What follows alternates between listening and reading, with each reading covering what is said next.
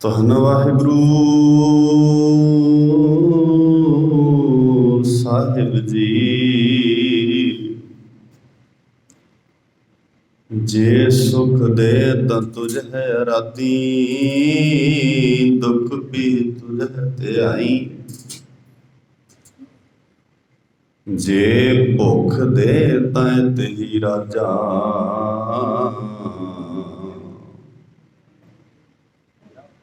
ਦੁੱਖ ਵਿੱਚ ਸੁਖ ਮਨਾਈ।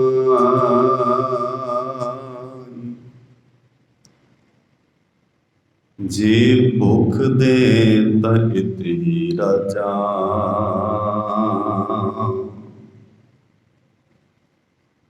ਦੁੱਖ ਵਿੱਚ ਸੁਖ ਮਨਾਈ।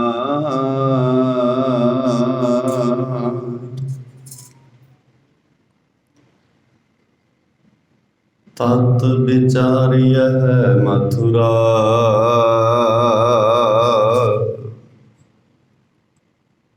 ਜਗ ਤਾਰਨ ਕੋ ਅਵਤਾਰ ਬਨਾਇਓ।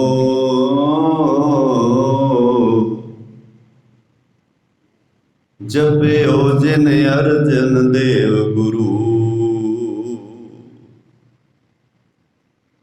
ਫਿਰ ਸੰਕਟ ਜੋਨ ਗਰਭ ਨਾ ਆਇਓ। ਸਾਰੇ ਕਰਿਓ ਕਿਰਪਾ ਇੱਕ ਵਾਰ। ਜਪਿਓ ਜਿਨ ਅਰਜਨ ਦੇਵ ਗੁਰੂ, ਫਿਰ ਸੰਕਟ ਜੋਨ ਗਰਭ ਨਾ। ਗੱਜ ਕੇ ਇੱਕ ਵਾਰ। ਜਪਿਓ ਜਿਨ ਅਰਜਨ, ਫਿਰ ਸੰਕਟ ਜੋਨ ਗਰਭ ਨਾ ਆਇਓ। ਧਰਣ ਗਗਨ ਨਵ ਖੰਡ ਮੈਂ,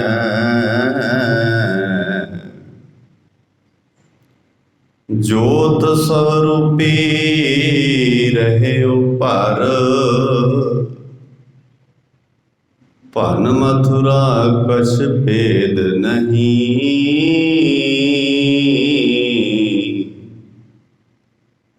ਗੁਰ ਅਰਜਨ ਪਰਤਖ ਹਰ। ਭਨ ਮਥੁਰਾ ਕਛ ਭੇਦ ਨਹੀਂ,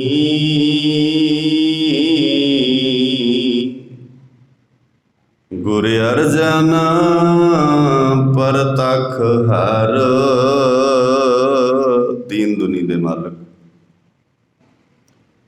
ਹਲਤ ਪਲਤ ਸਵਾਰ ਦੇਣਹਾਰ ਸਾਹਿਬ ਸ੍ਰੀ ਗੁਰੂ ਗ੍ਰੰਥ ਸਾਹਿਬ ਪਾਤਸ਼ਾਹ ਜੀ ਦੇ ਮੁਬਾਰਕ ਚਰਨਾਂ ਅੰਦਰ ਸੁਭਾਇਮਾਨ ਗੁਰੂ ਕੇ ਪਿਆਰਿਓ,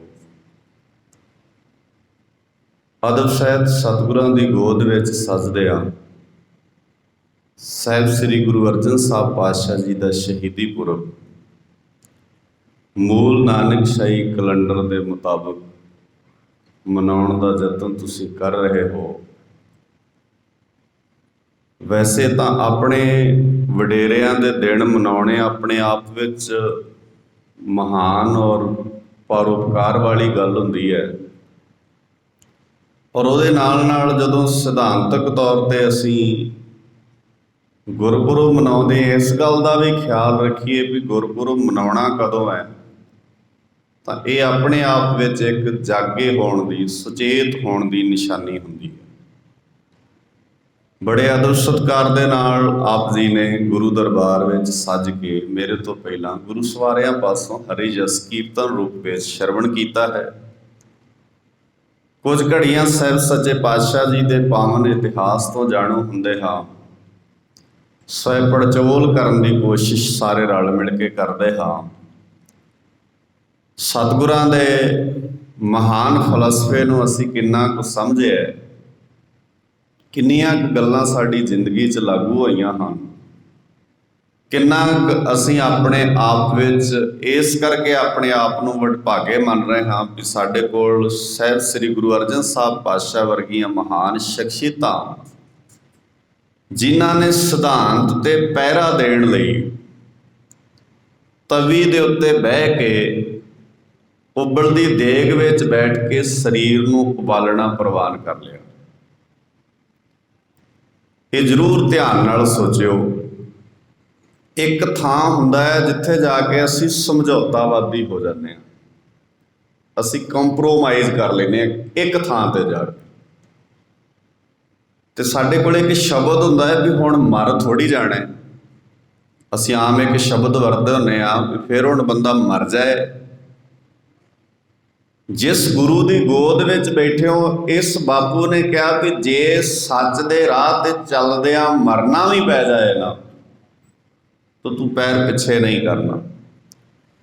ਤੇ ਜੇ ਪੈਰ ਪਿੱਛੇ ਕਰ ਲਿਆ ਫਿਰ ਤੂੰ ਇਹ ਸੋਚਦਾ ਵੀ ਮੈਂ ਜਿਉਂਦਾ ਹਾਂ, ਤੇ ਗੁਰੂ ਸਾਹਿਬ ਕਹਿੰਦੇ ਤੂੰ ਜਿਉਂਦਾ ਹੈ ਨਹੀਂ, ਤੂੰ ਲਾਸ਼ ਹੈ। ਕਿਉਂਕਿ ਜਿਉਂਦੇ ਹੋਣਾ ਹੋਰ ਗੱਲ ਹੈ ਤੇ ਜਿਉਂਦੇ ਲੱਗਣਾ ਹੋਰ ਗੱਲ ਹੈ। ਮੇਰੇ ਦਾਤੇ ਨੇ ਬਾਣੀ ਦੇ ਰਾਹੀਂ ਜਿਹੜੇ ਬੋਲ ਸਾਡੀ ਝੋਲੀ 'ਚ ਪਾਏ ਨੇ, ਉਹਨਾਂ ਨੂੰ ਜਿਉਣਾ ਕਿਵੇਂ ਹੈ, ਇਸ ਕਰਕੇ ਸਾਹਿਬ ਸੱਚੇ ਪਾਤਸ਼ਾਹ ਜੀ ਨੇ ਸ਼ਹਾਦਤ ਸ਼ਬਦ ਦੀ ਸਹੀ ਅਰਥਾਂ 'ਚ ਵਿਆਖਿਆ ਕੀਤੀ ਹੈ। ਸ਼ਹਾਦਤ ਸ਼ਬਦ ਬਹੁਤ ਪੁਰਾਣਾ ਹੈ, ਸ਼ਹੀਦ ਸ਼ਬਦ ਬਹੁਤ ਪੁਰਾਣਾ ਹੈ। ਪਰ ਜਦੋਂ ਤੁਸੀਂ ਕੋਸ਼ ਫਰੋਲੋਗੇ ਨਾ, ਜਦੋਂ ਤੁਸੀਂ ਇਤਿਹਾਸ ਪੜ੍ਹੋਗੇ ਤੇ ਗੁਰੂ ਅਰਜਨ ਸਾਹਿਬ ਪਾਤਸ਼ਾਹ ਜੀ ਦੀ ਸ਼ਹਾਦਤ ਤੋਂ ਪਹਿਲਾਂ ਸ਼ਹੀਦ ਸ਼ਬਦ ਦੇ ਸਹੀ ਅਰਥਾਂ 'ਚ ਵਿਆਖਿਆ ਨਹੀਂ ਹੋ ਸਕੀ। ਇਸੇ ਕਰਕੇ ਅਸੀਂ ਇੱਕ ਸ਼ਬਦ ਵਰਤਦੇ ਹਾਂ, ਸ਼ਹੀਦਾਂ ਦੇ, ਗੱਜ ਕੇ ਬੋਲੋ, ਸ਼ਹੀਦਾਂ ਦੇ ਸਿਰਤਾਜ, ਯਾਨੀ ਕਿ ਜਿਨ੍ਹਾਂ ਨੇ ਸ਼ਹੀਦ ਸ਼ਬਦ ਦੀ ਸਹੀ ਅਰਥਾਂ 'ਚ ਵਿਆਖਿਆ ਕੀਤੀ ਹੈ। ਹਾਲਾਂਕਿ ਸ਼ਬਦ ਸਾਡਾ ਨਹੀਂ ਹੈ, ਸ਼ਬਦ ਵੀ ਕਿਸੇ ਹੋਰ ਮਜ਼ਹਬ ਵਿੱਚੋਂ ਆਇਆ, ਤੇ ਜਿਸ ਮਜ਼ਹਬ ਵਿੱਚੋਂ ਆਏ ਨਾ ਉਸ ਮਜ਼ਹਬ ਨੇ ਵੀ ਇਸ ਸ਼ਬਦ ਨਾਲ ਵਫਾ ਨਹੀਂ ਕਮਾਈ। ਔਰ ਇਸ ਸ਼ਬਦ ਨਾਲ ਜੇ ਕਿਸੇ ਨੇ ਵਫਾ ਕਮਾਈ ਹੈ ਤੇ ਉਹ ਗੁਰੂ ਨਾਨਕ ਸਾਹਿਬ ਜੀ ਦੇ ਘਰ ਨੇ ਕਮਾਈ ਹੈ। ਆਓ ਆਪਾਂ ਸਾਰੇ ਰਲ ਮਿਲ ਕੇ ਇਸ ਸ਼ਾਨਾ ਮੱਤੇ ਇਤਿਹਾਸ ਦੇ ਵਰਕਿਆਂ ਨੂੰ ਫਰੋਲਣ ਦਾ ਯਤਨ ਕਰਦੇ ਹਾਂ। ਵਿਚਾਰ ਆਰੰਭਣ ਤੋਂ ਪਹਿਲਾਂ ਗੁਰੂ ਬਖਸ਼ਿਸ਼ ਦੁਹਰਾ ਲਈਏ। ਗੱਜ ਕੇ ਆਖੋ, ਵਾਹਿਗੁਰੂ ਜੀ ਕਾ ਖਾਲਸਾ, ਵਾਹਿਗੁਰੂ ਜੀ ਕੀ ਫਤਿਹ। ਦੋ ਸ਼ਬਦ ਮੈਂ ਆਪ ਜੀ ਦੇ ਸਨਮੁਖ ਮੰਗਲ ਰੂਪ ਵਿੱਚ ਪੜ੍ਹੇ ਹਨ। ਇੱਕ ਸ਼ਬਦ ਹੈ ਗੁਰੂ ਅਰਜਨ ਸਾਹਿਬ ਪਾਤਸ਼ਾਹ ਜੀ ਦਾ ਆਪਣੀ ਮੁਬਾਰਕ ਰਸਨਾ ਤੋਂ ਉਚਾਰਨ ਕੀਤਾ ਹੋਇਆ। ਉਹਨਾਂ ਦਾ ਆਪਣਾ ਮੁਬਾਰਕ ਪੱਖ ਹੈ। ਮਹਾਰਾਜ ਸੱਚੇ ਪਾਤਸ਼ਾਹ ਜੀ ਕਹਿੰਦੇ ਜੇ ਸੁੱਖ ਦੇ ਤਾਂ ਤੁਝੇ, ਨਾਲ ਨਾਲ ਬੋਲਿਓ ਤਾਂ ਕਿ ਆਪਾਂ ਗੱਲ ਨੂੰ ਸਮਝ ਸਕੀਏ ਸੌਖੇ ਢੰਗ ਨਾਲ। ਜੇ ਸੁੱਖ ਦੇ ਤਾਂ ਤੁਝੇ ਅਰਾਧੀ, ਜੇ ਮੇਰੇ ਕੋਲ ਸੁੱਖ ਹੋਣ ਤੇ ਮੈਂ ਤਾਂ ਵੀ ਤੈਨੂੰ ਸੁਰਤ ਵਿੱਚ ਰੱਖਾਂ। ਦੋ ਚੀਜ਼ਾਂ ਖਿਆਲ ਰੱਖਿਓ, ਮਨੁੱਖ ਜਾਂ ਤੇ ਸੁੱਖ ਵਿੱਚ ਡੋਲ ਜਾਂਦਾ ਆ ਜਾਂ ਦੁੱਖ ਵਿੱਚ ਡੋਲ ਜਾਂਦਾ। ਇਹ ਜ਼ਰੂਰੀ ਨਹੀਂ ਕਿਹਨੇ ਸੁੱਖ 'ਚ ਡੋਲਣਾ ਤੇ ਕਿਹਨੇ ਦੁੱਖ 'ਚ ਡੋਲਣਾ, ਦੋਵਾਂ ਸਿਚੁਏਸ਼ਨਾਂ 'ਚ ਹੀ ਡੋਲ ਸਕਦੇ ਹਾਂ। ਕਈ ਬੰਦੇ ਸੁੱਖ ਕਰਕੇ, ਬਾਣੀ ਨੇ ਕਿਹਾ ਨਾ ਵੀ ਜਦੋਂ ਸਾਡੇ ਕੋਲ ਸੁੱਖ ਆ ਜਾਏ ਤੇ ਅਸੀਂ ਉਸ ਸੁੱਖ ਨੂੰ ਦਾਰੂ ਦੀ ਜਗ੍ਹਾ ਤੇ ਅਸੀਂ ਰੋਗ ਬਣਾ ਲੈਂਦੇ ਹਾਂ। ਦੁੱਖ ਦਾਰੂ, ਸੁੱਖ ਰੋਗ ਪਿਆ। ਸੌਖਾ ਸਮਝ ਲਓਗੇ। ਅੱਜ ਬਾਹਰੀ ਤੌਰ ਤੇ ਸਾਡੀ ਕੌਮ ਕੋਲ ਸੁੱਖ ਬਹੁਤ ਨੇ, ਬਾਹਰੀ ਤੌਰ ਤੇ ਅਸੀਂ ਅੱਜ ਬਹੁਤ ਸੁਖਾਲੇ ਆ, ਘਾਟ ਨਹੀਂ ਕਿਸੇ ਵੀ ਚੀਜ਼ ਦੀ। ਅਸੀਂ ਇੱਕ ਜਗ੍ਹਾ ਤੇ ਬਹਿੰਦੇ ਹਾਂ ਤੇ ਆਪਣੀ ਗੱਲ ਪੂਰੀ ਦੁਨੀਆ ਤੱਕ ਪਹੁੰਚਾਉਣ ਦੀ ਸਮਰੱਥਾ ਰੱਖਦੇ ਹਾਂ, ਕਿਉਂਕਿ ਬਾਹਰੀ ਤੌਰ ਤੇ ਸਾਡੇ ਕੋਲ ਸਾਧਨ ਬਹੁਤ ਨੇ। ਪਰ ਅੰਦਰੂਨੀ ਤੌਰ ਤੇ ਅਸੀਂ ਉਹਨਾਂ ਸਾਧਨਾਂ ਦਾ ਲਾਭ ਇਸ ਕਰਕੇ ਨਹੀਂ ਲੈ ਪਾਉਂਦੇ ਕਿਉਂਕਿ ਅਸੀਂ ਉਹਨਾਂ ਸਾਧਨਾਂ ਦੀ ਸਦ ਵਰਤੋਂ ਕਰਨੀ ਨਹੀਂ ਜਾਣਦੇ। ਜਿੰਨੇ ਕੁ ਤੁਸੀਂ ਇਸ ਦਰਬਾਰ 'ਚ ਬੈਠੇ ਹੋ ਓਨਿਆਂ ਤੇ ਇਹ ਗੱਲ ਨੂੰ ਸੁਣ ਸਮਝ ਹੀ ਲੈਣਾ ਹੈ। ਉਹਦੇ ਤੋਂ ਬਾਅਦ ਇਹ ਰਿਕਾਰਡ ਹੋ ਜਾਣੀ ਹੈ, ਲਾਈਵ ਚੱਲ ਰਹੀ ਹੈ ਸਿੰਘਨਾਥ ਟੀਵੀ ਤੇ, ਪਤਾ ਨਹੀਂ ਕਿੱਥੇ ਕਿੱਥੇ ਬੈਠੇ ਵੀਰ ਭਰਾ ਸੁਣ ਰਹੇ ਹੋਣਗੇ। ਇਹਦਾ ਮਤਲਬ ਹੈ ਬਹੁਤ ਲੋਕਾਂ ਤੱਕ ਗੱਲ ਜਾ ਸਕਦੀ ਹੈ। ਸਾਧਨਾ ਨਾਲ ਜੇ ਮਨੁੱਖ ਇਹ ਸੋਚੇ ਵੀ ਮੈਂ ਜੀਵਨ ਨੂੰ ਸੁਖਾਲਾ ਕਰ ਲਾਂਗਾ ਤਾਂ ਇਹ ਗੱਲ ਠੀਕ ਨਹੀਂ ਹੈ। ਖੈਰ, ਮੈਂ ਜਿਹੜੀ ਗੱਲ ਕਰਦਾ ਸੀ, ਸਾਧਨ ਅੱਜ ਮੇਰੀ ਕੌਮ ਕੋਲ ਬਹੁਤ ਨੇ। ਮੈਂ ਬੜੀ ਵਾਰ ਗੱਲ ਕਰਦਾ ਹੁੰਦਾ ਵੀ ਬਾਬੇ ਨਾਨਕ ਨੇ ਜਦੋਂ ਆਪਣੇ ਦੌਰ ਵਿੱਚ ਇਸ ਵਿਚਾਰਧਾਰਾ ਨੂੰ ਦੁਨੀਆ ਤੱਕ ਲੈ ਕੇ ਜਾਣਾ ਸੀ ਤੇ ਬਾਬੇ ਨੂੰ ਤਾਂ ਵਕਤ ਲੱਗਾ ਹੋਏਗਾ ਨਾ ਸਫ਼ਰ ਕਰਕੇ ਕਿਸੇ ਥਾਂ ਤੇ ਪਹੁੰਚਣ ਲਈ।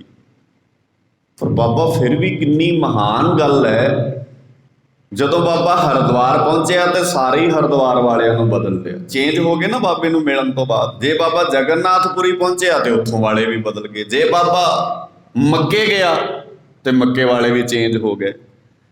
ਅੱਜ ਜਿਨ੍ਹਾਂ ਨੇ ਬਾਬੇ ਨਾਨਕ ਦੇ ਨਕਸ਼ੇ ਕਦਮਾਂ ਤੇ ਚੱਲ ਕੇ ਦੁਨੀਆ ਨੂੰ ਇਹ ਦੱਸਣਾ ਸੀ ਵੀ ਮੱਕੇ ਵਾਲੇ ਵੀ ਬਾਬੇ ਨਾਨਕ ਦੇ ਮਗਰ ਤੁਰੇ ਤੇ ਹਰਿਦੁਆਰ ਵਾਲੇ ਵੀ ਬਾਬੇ ਨਾਨਕ ਦੇ ਮਗਰ ਤੁਰੇ, ਅੱਜ ਉੱਥੇ ਜ਼ੋਰ ਇਹ ਲੱਗ ਰਿਹਾ ਹੈ ਵੀ ਸਾਰੀ ਦੁਨੀਆ ਜੇ ਇਹਨੂੰ ਚੱਲਦੀ ਹੈ ਤੇ ਤੁਸੀਂ ਨਾਨਕ ਦੀ ਗੱਲ ਕਿਉਂ ਕਰਦੇ ਹੋ। ਤੁਸੀਂ ਅਜੀਬ ਗੱਲ ਵੇਖੋ, ਇੱਕ ਵਕਤ ਸੀ ਉਸ ਵੇਲੇ ਮੱਕੇ ਵਾਲਿਆਂ ਨੇ ਬਾਬੇ ਨਾਨਕ ਜੀ ਦੇ ਚਰਨ ਫੜੇ, ਹਰਿਦੁਆਰ ਵਾਲਿਆਂ ਨੇ ਵੀ ਫੜੇ, ਔਰ ਗੁਰੂ ਨਾਨਕ ਸਾਹਿਬ ਪਾਤਸ਼ਾਹ ਜੀ ਦੇ ਚਰਨਾਂ 'ਚ ਨਮਸਕਾਰ ਕਰਕੇ ਉਹਨਾਂ ਨੇ ਕਿਹਾ ਬਾਬਾ ਇਹ ਗੱਲ ਨਹੀਂ ਸੀ ਸਮਝਾਈ ਪਹਿਲਾਂ ਕਿਸੇ ਨੇ, ਹੁਣ ਸਮਝ ਆ ਗਈ ਹੈ। ਜਦੋਂ ਮੱਕੇ ਜਾ ਕੇ ਬਾਬੇ ਨੇ ਕਿਹਾ ਜੇ ਤੁਸੀਂ ਕਹਿੰਦੇ ਹੋ ਇੱਥੇ ਅੱਲਾ ਬੈਠਾ ਹੈ ਤੇ ਮੈਨੂੰ ਦੱਸੋਗੇ ਬਾਕੀ ਦੁਨੀਆ ਕਿਹਦੀ ਹੈ, ਫਿਰ ਉੱਥੇ ਅੱਲਾ ਨਹੀਂ ਰਹਿੰਦਾ। ਹੁਣ ਕਿਸੇ ਕੋਲ ਜਵਾਬ ਨਹੀਂ ਸੀ ਇਸ ਗੱਲ ਦਾ, ਤੇ ਅੱਜ ਸਿੱਖਾਂ ਨੂੰ ਪੁੱਛ ਕੇ ਵੇਖੋ ਗੁਰੂ ਕਿੱਥੇ ਰਹਿੰਦਾ ਹੈ, ਉੱਚੀ ਬੋਲ ਕੇ ਦੱਸਿਓ ਮੈਨੂੰ, ਗੁਰੂ ਕਿੱਥੇ ਰਹਿੰਦਾ ਆ? ਬੋਲੋ, ਗੁਰੂ ਕਿੱਥੇ ਰਹਿੰਦਾ? ਗੁਰਦੁਆਰੇ। ਸਿੱਖ ਕਿੱਥੇ ਮੰਨਦੇ ਨੇ ਗੁਰੂ ਨੂੰ?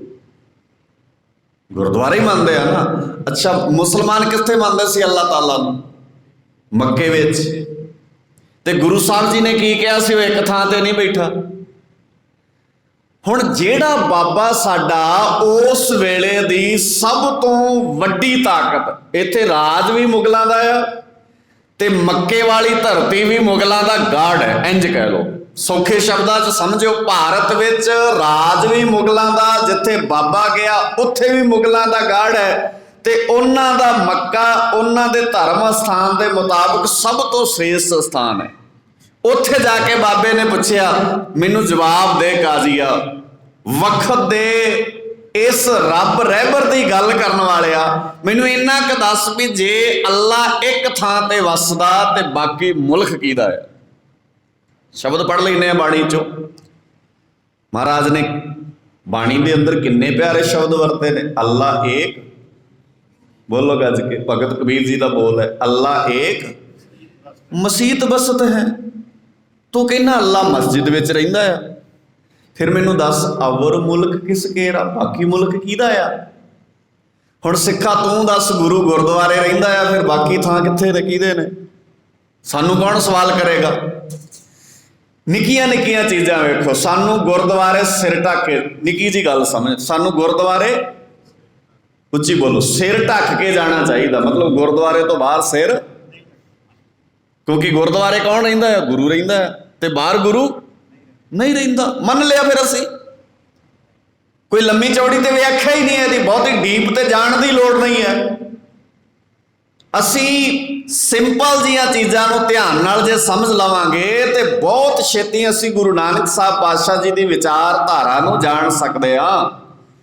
ਪਰ ਗੱਲ ਇਹ ਹੈ, ਜਿਹੜੇ ਬੰਦਿਆਂ ਦੇ ਉਸ ਵੇਲੇ ਬਾਬੇ ਨਾਨਕ ਨੇ ਵੱਡੇ ਵੱਡੇ ਸਿਧਾਂਤ ਮਲੀਆ ਮੇਟ ਕਰਦੇ, ਔਰ ਬਾਬੇ ਨਾਨਕ ਦੇ ਸਾਹਮਣੇ ਉਹ ਦੋਵੇਂ ਹੱਥ ਜੋੜ ਕੇ ਖਲੋ ਕੇ ਕਹਿਣ ਲੱਗ ਪਏ ਧੰਨ ਨਾਨਕ ਤੇਰੀ, ਗੱਜ ਕੇ ਬੋਲਿਓ, ਧੰਨ ਨਾਨਕ ਤੇਰੀ ਵੱਡੀ ਕਮਾਈ। ਔਰ ਨਾਲ ਨਾਲ ਉਹਨਾਂ ਨੂੰ ਇਹ ਲੱਗਿਆ ਵੀ ਜਿੰਨੀ ਵੱਡੀ ਕਮਾਈ ਬਾਬੇ ਨਾਨਕ ਦੀ ਹੈ, ਕਮਾਈ ਕੀ, ਕੋਈ ਤਿਜੋਰੀਆਂ ਭਰ ਲਈਆਂ ਬਾਬੇ ਨੇ, ਕੋਈ ਪ੍ਰਾਪਰਟੀ ਖਰੀਦ ਕੇ ਦੇਤੀ ਸਿੱਖਾਂ ਨੂੰ? ਕਿਹੜੀ ਕਮਾਈ? ਕਿਸੇ ਮੁਲਕ ਦਾ ਮਾਲਕ ਬਣਾ ਗਿਆ ਬਾਬਾ ਨਾਨਕ ਸਾਨੂੰ, ਵੀ ਤੁਸੀਂ ਇੱਥੋਂ ਤੱਕ ਆ ਜ਼ਮੀਨੀ ਟੁਕੜਾ ਤੁਹਾਡਾ ਹੈ। ਗੁਰੂ ਸਾਹਿਬ ਜੀ ਦੀ ਕਮਾਈ ਕੀ ਹੈ? ਮਹਾਰਾਜ ਨੇ 239 ਸਾਲ ਦਾ ਸਮਾਂ ਲਾ ਕੇ ਇਸ ਧਰਤੀ ਤੇ 10 ਜਾਮਿਆਂ 'ਚ ਕੀ ਕਮਾਇਆ ਹੈ? ਕਦੀ ਸੋਚਿਓ, ਸੁਰਤ ਤੇ ਜ਼ੋਰ ਪਾ ਕੇ ਵੇਖੋ ਵੀ ਕਮਾਇਆ ਕੀ ਹੈ। ਤੇ ਜਿਹੜਾ ਕਮਾਇਆ ਉਹਦੇ ਲੜ ਤੁਹਾਨੂੰ ਲਾ ਕੇ ਮਹਾਰਾਜ ਸੱਚੇ ਪਾਤਸ਼ਾਹ ਜੀ 10 ਜਾਮਿਆਂ ਦੇ ਰਾਹੀਂ ਤੁਹਾਨੂੰ ਦੱਸਦੇ ਰਹੇ, ਸਿੱਖੋ ਬਾਣੀ ਗੁਰੂ, ਗੁਰੂ ਹੈ ਬਾਣੀ, ਵਿੱਚ ਬਾਣੀ ਅੰਮ੍ਰਿਤ ਸਾਰੇ, ਗੁਰਬਾਣੀ ਕਹੈ ਸੇਵਕ ਜਨ ਮਾਨੈ, ਪਰਤਖ ਗੁਰੂ ਨਿਸਤਾਰੇ। ਤੇ ਅਸੀਂ ਇਹ ਗੱਲ ਭੁਲਾਤੀ, ਬੰਦੇ ਸੁਰਤ 'ਚ ਬਿਠਾ ਲਏ, ਫਲਾਨਿਆਂ ਨੇ ਕੀ ਕਿਹਾ, ਫਲਾਨੇ ਨੇ ਕੀ ਕਿਹਾ। ਛੱਡ ਯਾਰ, ਕੀ ਲੈਣਾ ਕਿਸੇ ਫਲਾਨੇ ਤੋਂ? ਕੋਈ ਕੀ ਕਹਿੰਦਾ? ਕਿਉਂ ਇੰਨਾ ਸੁਰਤ ਦੇ ਜ਼ੋਰ ਪਾਉਂਦੇ ਹੋ? ਤੁਸੀਂ ਇਹ ਕਿਉਂ ਨਹੀਂ ਸੋਚਦੇ ਨਾਨਕ ਜੀ ਨੇ ਕੀ ਕਿਹਾ, ਕਬੀਰ ਜੀ ਨੇ ਕੀ ਕਿਹਾ, ਨਾਮਦੇਵ ਜੀ ਨੇ ਕੀ ਕਿਹਾ, ਭਗਤ ਤਰਲੋਚਨ ਜੀ ਨੇ ਕੀ ਕਿਹਾ, ਜੈਦੇਵ ਜੀ ਨੇ ਕੀ ਕਿਹਾ, ਭੱਟਾ ਨੇ, ਇਹ ਕਿਉਂ ਨਹੀਂ ਸੋਚਦੇ ਤੁਸੀਂ? ਜਦੋਂ ਸਾਡੇ ਕੋਲ ਉਹ ਮਹਾਂਪੁਰਸ਼ ਬੈਠੇ ਨੇ ਜਿਨ੍ਹਾਂ ਨੇ ਸਾਨੂੰ ਸੱਚ ਦੇ ਨਾਲ ਸਹੀ ਅਰਥਾਂ 'ਚ ਸਾਡੀ ਸਾਂਝ ਪਵਾਤੀ, ਪਰ ਅਸੀਂ ਨਹੀਂ ਸੁਣਿਆ। ਮਹਾਰਾਜ ਨੇ ਕਿਹਾ ਬਾਣੀ ਗੁਰੂ ਹੈ ਤੇ ਗੁਰੂ ਬਾਣੀ ਹੈ, ਗੁਰਬਾਣੀ ਕਾ ਹੈ, ਤੇ ਗੁਰਬਾਣੀ ਜੋ ਕਹਿੰਦੀ ਹੈ ਸੇਵਕ ਮੰਨਦਾ ਕਿੱਥੇ ਹੈ? ਸਾਡੇ ਸਾਰੇ ਝਮੇਲੇ ਹੀ ਤਾਂ ਨੇ। ਔਰ ਬਾਣੀ ਜਿਹੜੇ ਬੰਦੇ, ਹੁਣ ਬਾਬੇ ਨੇ ਉਸ ਵਕਤ ਦੇ ਕਾਜ਼ੀ ਨੂੰ ਏਦਾਂ ਕਿਹਾ, ਕਾਜੀ ਸਾਹਿਬ ਤੋਹੇ ਮੈਂ ਤੇਰਾ ਸੋਚ ਵਿਚਾਰ ਨਾ ਦੇਖੈ। ਬਾਣੀ 'ਚ ਲਿਖੀਆਂ ਇਹ ਗੱਲਾਂ, ਮੈਂ ਆਪਣੇ ਕੋਲੋਂ ਨਹੀਂ ਕਹਿੰਦਾ, ਇੰਨੀ ਥੋੜੀ ਸਮਰੱਥਾ ਮੇਰੇ ਮੈਂ ਆਪਣੇ ਕੋਲੋਂ। ਮਹਾਰਾਜ ਕਹਿੰਦੇ ਉਹ ਕਾਜ਼ੀਆ, ਰੱਬ ਤੇਰੇ ਵਿੱਚ ਹੈ, ਤੂੰ ਕਹਿੰਦਾ ਮੈਂ ਅੱਲਾ ਦਾ ਖਾਸ ਬੰਦਾ ਆ, ਤੇ ਤੇਰੀ ਸੋਚ ਵਿਚਾਰ, ਤੇਰੀ ਅਕਲ ਨਹੀਂ ਵੇਂਦਾ ਉਹ, ਤੇਰੇ ਕੰਮ ਕਿੱਦਾਂ ਦੇ ਨੇ, ਤੇਰਾ ਵਿਹਾਰ ਕਿੱਦਾਂ ਦਾ ਆ, ਤੇਰਾ ਕਿਰਦਾਰ ਕਿਹੋ ਜਿਹਾ ਆ, ਕੀ ਤੇਰੇ ਅੰਦਰ ਵਸਦਾ ਅੱਲਾ ਤਾਲਾ ਤੇਰੀ ਸੋਚ ਵਿਚਾਰ ਨਹੀਂ ਵੇਂਦਾ? ਮੈਂ ਹੁਣ ਆਪਣੇ ਆਪ ਨਾਲ ਗੱਲ ਕਰਦਾ, ਸਿੱਖਾ ਤੂੰ ਕਹਿੰਦਾ ਆ ਗੁਰੂ ਮੇਰੇ ਸੰਗ, ਤੇ ਤੇਰੀ ਸੋਚ ਵਿਚਾਰ ਨਹੀਂ ਵੇਂਦਾ ਹੋਏਗਾ ਬਾਬਾ ਨਾਨਕ। ਜੇ ਅਸੀਂ ਕਹਿੰਦੇ ਆ ਗੁਰ ਮੇਰੇ ਸੰਗ ਸਦਾ ਹੈ ਨਾਲੇ, ਤੇ ਹੁਣੇ ਮੈਂ ਕਿਹਾ ਸੀ ਸਿੱਖ ਕਹਿ ਰਿਹਾ ਗੁਰੂ ਨਾਲ ਹੈ ਹੀ ਨਹੀਂ, ਗੁਰੂ ਤੇ ਗੁਰਦੁਆਰੇ ਰਹਿੰਦਾ ਆ। ਗੁਰੂ ਸਾਡੇ ਨਾਲ, ਸਾਨੂੰ ਗੁਰਦੁਆਰੇ ਝੂਠ ਬੋਲੋ ਜੀ, ਗੁਰਦੁਆਰੇ ਝੂਠ, ਇਹਦਾ ਮਤਲਬ ਬਾਹਰ ਗੁਰਦੁਆਰੇ ਤੋਂ, ਸਿੰਪਲ ਹੀ ਹੈ, ਫਿਰ ਤਾਂ ਬੋਲ ਲੈਣਾ ਚਾਹੀਦਾ ਹੈ। ਸਿੱਖ ਵੀ ਝੂਠਾ ਹੋ ਗਿਆ ਫਿਰ। ਆਚਾਰ ਵੈਸੇ ਤਾਂ ਹੁਣ ਗੁਰਦੁਆਰਾ ਵੀ ਨਹੀਂ ਬਖਸ਼ਦੇ ਅਸੀਂ, ਇਹ ਤਾਂ ਸਿਰਫ ਕਹਿਣ ਦੀ ਗੱਲ ਹੈ। ਵੱਡੇ ਵੱਡੇ ਸਾਡੇ ਬੰਦੇ ਗੁਰੂ ਦੀ ਹਜ਼ੂਰੀ 'ਚ ਜਿੰਨੇ ਵੱਡੀ ਪਦਵੀ ਓਡਾ ਹੀ ਵੱਡਾ ਗੁਰਦੁਆਰਾ ਤੇ ਓਡਾ ਹੀ ਵੱਡਾ ਝੂਠ ਬੋਲਦੇ ਸਾਡੇ ਬੰਦੇ। ਜਿੱਡੀ ਪਦਵੀ ਵੱਡੀ ਹੈ ਝੂਠ ਵੀ ਓਡਾ ਹੀ ਵੱਡਾ ਬੋਲਦੇ, ਕਿਉਂਕਿ ਸਾਨੂੰ ਐਂ ਲੱਗਦਾ ਕੋਈ ਨਹੀਂ, ਗੁਰੂ ਸਾਹਿਬ ਜੀ ਨੂੰ ਕਿਹੜਾ ਪਤਾ ਲੱਗਦਾ ਹੈ, ਗੁਰੂ ਸਾਹਿਬ ਕਿਹੜਾ ਜਾਣਦੇ ਨੇ, ਫਿਰ ਇਹੀ ਸਮਝਦੇ ਹੋਏ ਨਾ ਆਪਾਂ। ਖੈਰ ਗੁਰੂ ਕੇ ਪਿਆਰਿਓ, ਇਹਨਾਂ ਗੱਲਾਂ ਨੂੰ ਬੜੇ ਧਿਆਨ ਨਾਲ ਸਮਝਿਓ। ਔਰ ਗੁਰਦੁਆਰੇ ਆਣ ਕੇ ਇੱਕ ਚੀਜ਼ ਹੋਰ ਬੜੇ ਗੌਰ ਨਾਲ, ਜਿਹੜੀਆਂ ਚੀਜ਼ਾਂ ਦਿਸ ਰਹੀਆਂ ਹੁੰਦੀਆਂ ਨਾ, ਜੋ ਦਿਸ ਰਿਹਾ ਹੁੰਦਾ ਜ਼ਰੂਰੀ ਨਹੀਂ ਉਹ ਠੀਕ ਹੋਵੇ। ਦਿਸਣ ਤੋਂ ਬਾਅਦ ਉਹਨਾਂ ਚੀਜ਼ਾਂ ਨੂੰ ਸਮਝਣਾ ਹੁੰਦਾ ਧਿਆਨ ਨਾਲ ਅਸੀਂ, ਵੀ ਅਸਲ ਵਿੱਚ ਹੈ ਕੀ। ਜਿੰਨਾ ਚਿਰ ਤੱਕ ਤੁਸੀਂ ਉਹਨਾਂ ਚੀਜ਼ਾਂ ਨੂੰ ਸਮਝੋਗੇ ਨਹੀਂ, ਉਹਨਾਂ ਚਿਰ ਤੱਕ ਸ਼ਾਇਦ ਸਾਨੂੰ ਇਸ ਗੱਲ ਦਾ ਅਹਿਸਾਸ ਨਾ ਹੋ ਸਕੇ ਵੀ ਅਸਲ 'ਚ ਗੱਲ ਕੀ ਹੈ। ਤਾਂ ਕਰਕੇ ਆਪਾਂ ਸ਼ਬਦ ਦੋ ਤੁਹਾਡੇ ਸਨਮੁਖ ਪੜ੍ਹੇ ਸਨ। ਇੱਕ ਪੜ੍ਹਿਆ ਸ਼ਬਦ ਭੱਟਾਂ ਦੀ ਬਾਣੀ 'ਚੋਂ, ਇੱਕ ਸ਼ਬਦ ਮੈਂ ਤੁਹਾਡੇ ਸਾਹਮਣੇ ਸਾਂਝਾ ਕੀਤਾ ਗੁਰੂ ਸਾਹਿਬ ਜੀ ਦੀ ਆਪਣੀ ਮੁਬਾਰਕ ਰਸਨਾ ਤੋਂ। ਗੱਲ ਆਪਾਂ ਇਹ ਕਰਦੇ ਸੀ, ਮਹਾਰਾਜ ਕਹਿੰਦੇ ਜੇ ਸੁਖ ਦੇ ਤਾਂ ਤੁਝੇ ਦੁੱਖ ਵੀ, ਭਾਵੇਂ ਮੇਰੇ ਕੋਲ ਹੋਣ ਸੁੱਖ ਤੇ ਭਾਵੇਂ ਮੇਰੇ ਕੋਲ ਹੋਣ ਦੁੱਖ, ਮੇਰਾ ਨਿਸ਼ਾਨਾ ਕੀ ਹੈ? ਤੁਝੇ ਅਰਾਧੀ, ਤੈਨੂੰ ਸੁਰਤ 'ਚ ਰੱਖਾਂ। ਹੁਣ ਦੁੱਖ ਸੁੱਖ ਸਰੀਰ ਦੀ ਖੇਡ ਹੈ, ਆਉਂਦੇ ਜਾਂਦੇ ਰਹਿਣੇ ਨੇ, ਪਰ ਸਾਡੀ ਸੁਰਤ ਵਿੱਚ ਨਿਰੰਕਾਰ ਰਹਿਣਾ ਚਾਹੀਦਾ। ਪਰ ਗੁਰੂ ਸਾਹਿਬ ਜੀ ਦੀ ਬਾਣੀ ਨੇ ਫਿਰ ਇਹ ਵੀ ਫੈਸਲਾ ਦਿੱਤਾ। ਮਹਾਰਾਜ ਸੱਚੇ ਪਾਤਸ਼ਾਹ ਜੀ ਕਹਿੰਦੇ ਜਿਹੜਾ ਬੰਦਾ ਸੌਖਾ ਹੋਏਗਾ ਉਹ ਵੀ ਹੌਲੀ ਹੌਲੀ ਰੱਬ ਨੂੰ ਭੁੱਲ ਜਾਏਗਾ। ਸ਼ਬਦ ਨੋਟ ਕਰ ਲਿਓ, ਮਾਇਆ ਧਾਰੀ ਅੱਤ ਅੰਨਾ ਤੇ ਬੋਲਾ। ਜਿਹੜਾ ਬੰਦਾ ਮਾਇਆ ਧਾਰੀ ਮਤਲਬ ਬਾਹਰੀ ਸਹੂਲਤਾਂ ਜਿਹਦੇ ਕੋਲ ਆ ਜਾਣਗੀਆਂ, ਉਹ ਅੱਤ ਦਾ ਸ਼ਬਦ ਵਰਤਿਆ, ਅੱਤ ਦਾ ਅੰਨਾ ਤੇ ਬੋਲਾ ਹੋ ਜਾਏਗਾ। ਅੰਨਾ ਬੋਲਾ ਮਤਲਬ ਸਾਹਮਣੇ ਉਹਨੂੰ ਦਿਸੇਗਾ ਹੀ ਨਹੀਂ ਕੀ ਵਾਪਰ ਰਿਹਾ ਹੈ, ਤੇ ਬੋਲਾ ਉਹਨੂੰ ਸੁਣੇਗਾ ਵੀ ਨਹੀਂ ਵੀ ਕੀ ਹੋ ਰਿਹਾ ਹੈ। ਔਰ ਉਹ ਸ਼ਬਦ ਇਹ ਵਰਤੇਗਾ ਵੀ ਨਹੀਂ ਐਵੇਂ ਤੁਹਾਨੂੰ ਦੋ ਚਾਰ ਬੰਦਿਆਂ ਨੂੰ ਹੀ ਲੱਗਦਾ ਹੈ ਵੈਸੇ ਸਾਰਾ ਕੁਝ ਠੀਕ ਚੱਲ ਰਿਹਾ, ਕਿਉਂਕਿ ਉਹ ਆਪ ਅੰਨਾ ਬੋਲਾ ਹੋ ਚੁੱਕਾ, ਉਹਨੂੰ ਸਮਝ ਹੀ ਨਹੀਂ ਲੱਗ ਰਹੀ ਵੀ ਠੀਕ ਕੀ ਤੇ ਗਲਤ ਕੀ ਹੈ। ਤੇ ਜਿਹਨੂੰ ਲੱਗੇਗਾ ਵੀ ਇਹਨੂੰ ਇੰਜ ਹੋਣਾ ਚਾਹੀਦਾ, ਆ ਠੀਕ ਨਹੀਂ ਹੈ, ਉਹ ਕਹੇਗਾ ਤੁਹਾਨੂੰ ਹੀ ਲੱਗਦਾ ਦੋ ਚਾਰ ਬੰਦਿਆਂ ਨੂੰ ਵੈਸੇ ਸਾਰਾ ਕੁਝ ਠੀਕ ਚੱਲ ਰਿਹਾ। ਬੜੇ ਬੰਦੇ ਨੇ ਇਸ ਤਰ੍ਹਾਂ ਦੇ ਜਿਹੜੇ ਤੁਹਾਨੂੰ ਆਪਣੀ ਲਾਈਫ 'ਚ ਮਿਲਣਗੇ। ਗਰੀਬ ਨਿਵਾਸ ਸੱਚੇ ਪਾਤਸ਼ਾਹ ਜੀ ਦੀ ਬਾਣੀ ਨੇ ਸ਼ਬਦ ਵਰਤੇ। ਮਹਾਰਾਜ ਸੱਚੇ ਪਾਤਸ਼ਾਹ ਕਹਿੰਦੇ ਜੇ ਸੁਖ ਦੇ ਤਾਂ ਤੁਝੇ ਅਰਾਧੀ, ਦੁੱਖ ਵੀ ਤੁਝੇ ਧਿਆਈ। ਅੱਗੇ ਸ਼ਬਦ ਵਰਤਿਆ ਜੇ ਭੁੱਖ ਦੇ ਤੇ ਇਤ ਹੀ ਰਾਜਾਂ। ਭੁੱਖਾ ਹੁੰਦਾ ਹੋਇਆ ਵੀ ਮੈਂ ਕਹਾਂ ਮੈਂ ਰੱਜਿਆ ਹੈ, ਇਹ ਬਹੁਤ ਵੱਡੀ ਗੱਲ, ਇਹ ਛੋਟੀ ਜਿਹੀ ਗੱਲ ਨਹੀਂ ਹੈ। ਅਸੀਂ ਤੇ ਰੱਜੇ ਹੋਏ ਵੀ ਨਹੀਂ ਰੱਜੇ, ਅਸੀਂ ਰੱਜੇ ਹੋਏ ਆ ਅਜੇ, ਘਾਟ ਨਹੀਂ ਕਿਸੇ ਕੋਲ ਕੋਈ। ਮੈਨੂੰ ਦੱਸੋ, ਅੱਜ 2% ਛੱਡ ਦਿਓ, ਤੁਹਾਨੂੰ ਲੱਗਦਾ ਕੋਈ ਸਿੱਖ ਇੱਦਾਂ ਦਾ ਹੋਏਗਾ ਜਿਹਦੇ ਘਰ ਰੋਟੀ ਨਾ ਪੱਕਦੀ ਹੋਵੇ? ਹੋਣਾ ਕੋਈ ਇੱਦਾਂ ਦਾ ਸਿੱਖ? ਮੈਨੂੰ ਨਹੀਂ, 2% ਹੋ ਸਕਦਾ ਕੋਈ ਇੱਦਾਂ ਦਾ ਹੋਵੇ, ਨਹੀਂ ਤੇ ਪੂਰੀ ਦੁਨੀਆ 'ਚ ਵੱਸਦੇ ਸਿੱਖ ਆਪ ਨਹੀਂ, ਇਹ ਤੇ ਦੂਜਿਆਂ ਨੂੰ ਖਵਾਉਣ ਜੋਗੇ ਆ। 1 ਸਾਲ ਬੈਠੇ ਰਹੇ ਨਾ ਸਿੱਖ ਸਾਡੇ ਦਿੱਲੀ ਸੰਘਰਸ਼ ਵਿੱਚ, ਖਵਾਈ ਨਾ ਦੂਜਿਆਂ ਨੂੰ ਰੋਟੀ ਆਪਾਂ।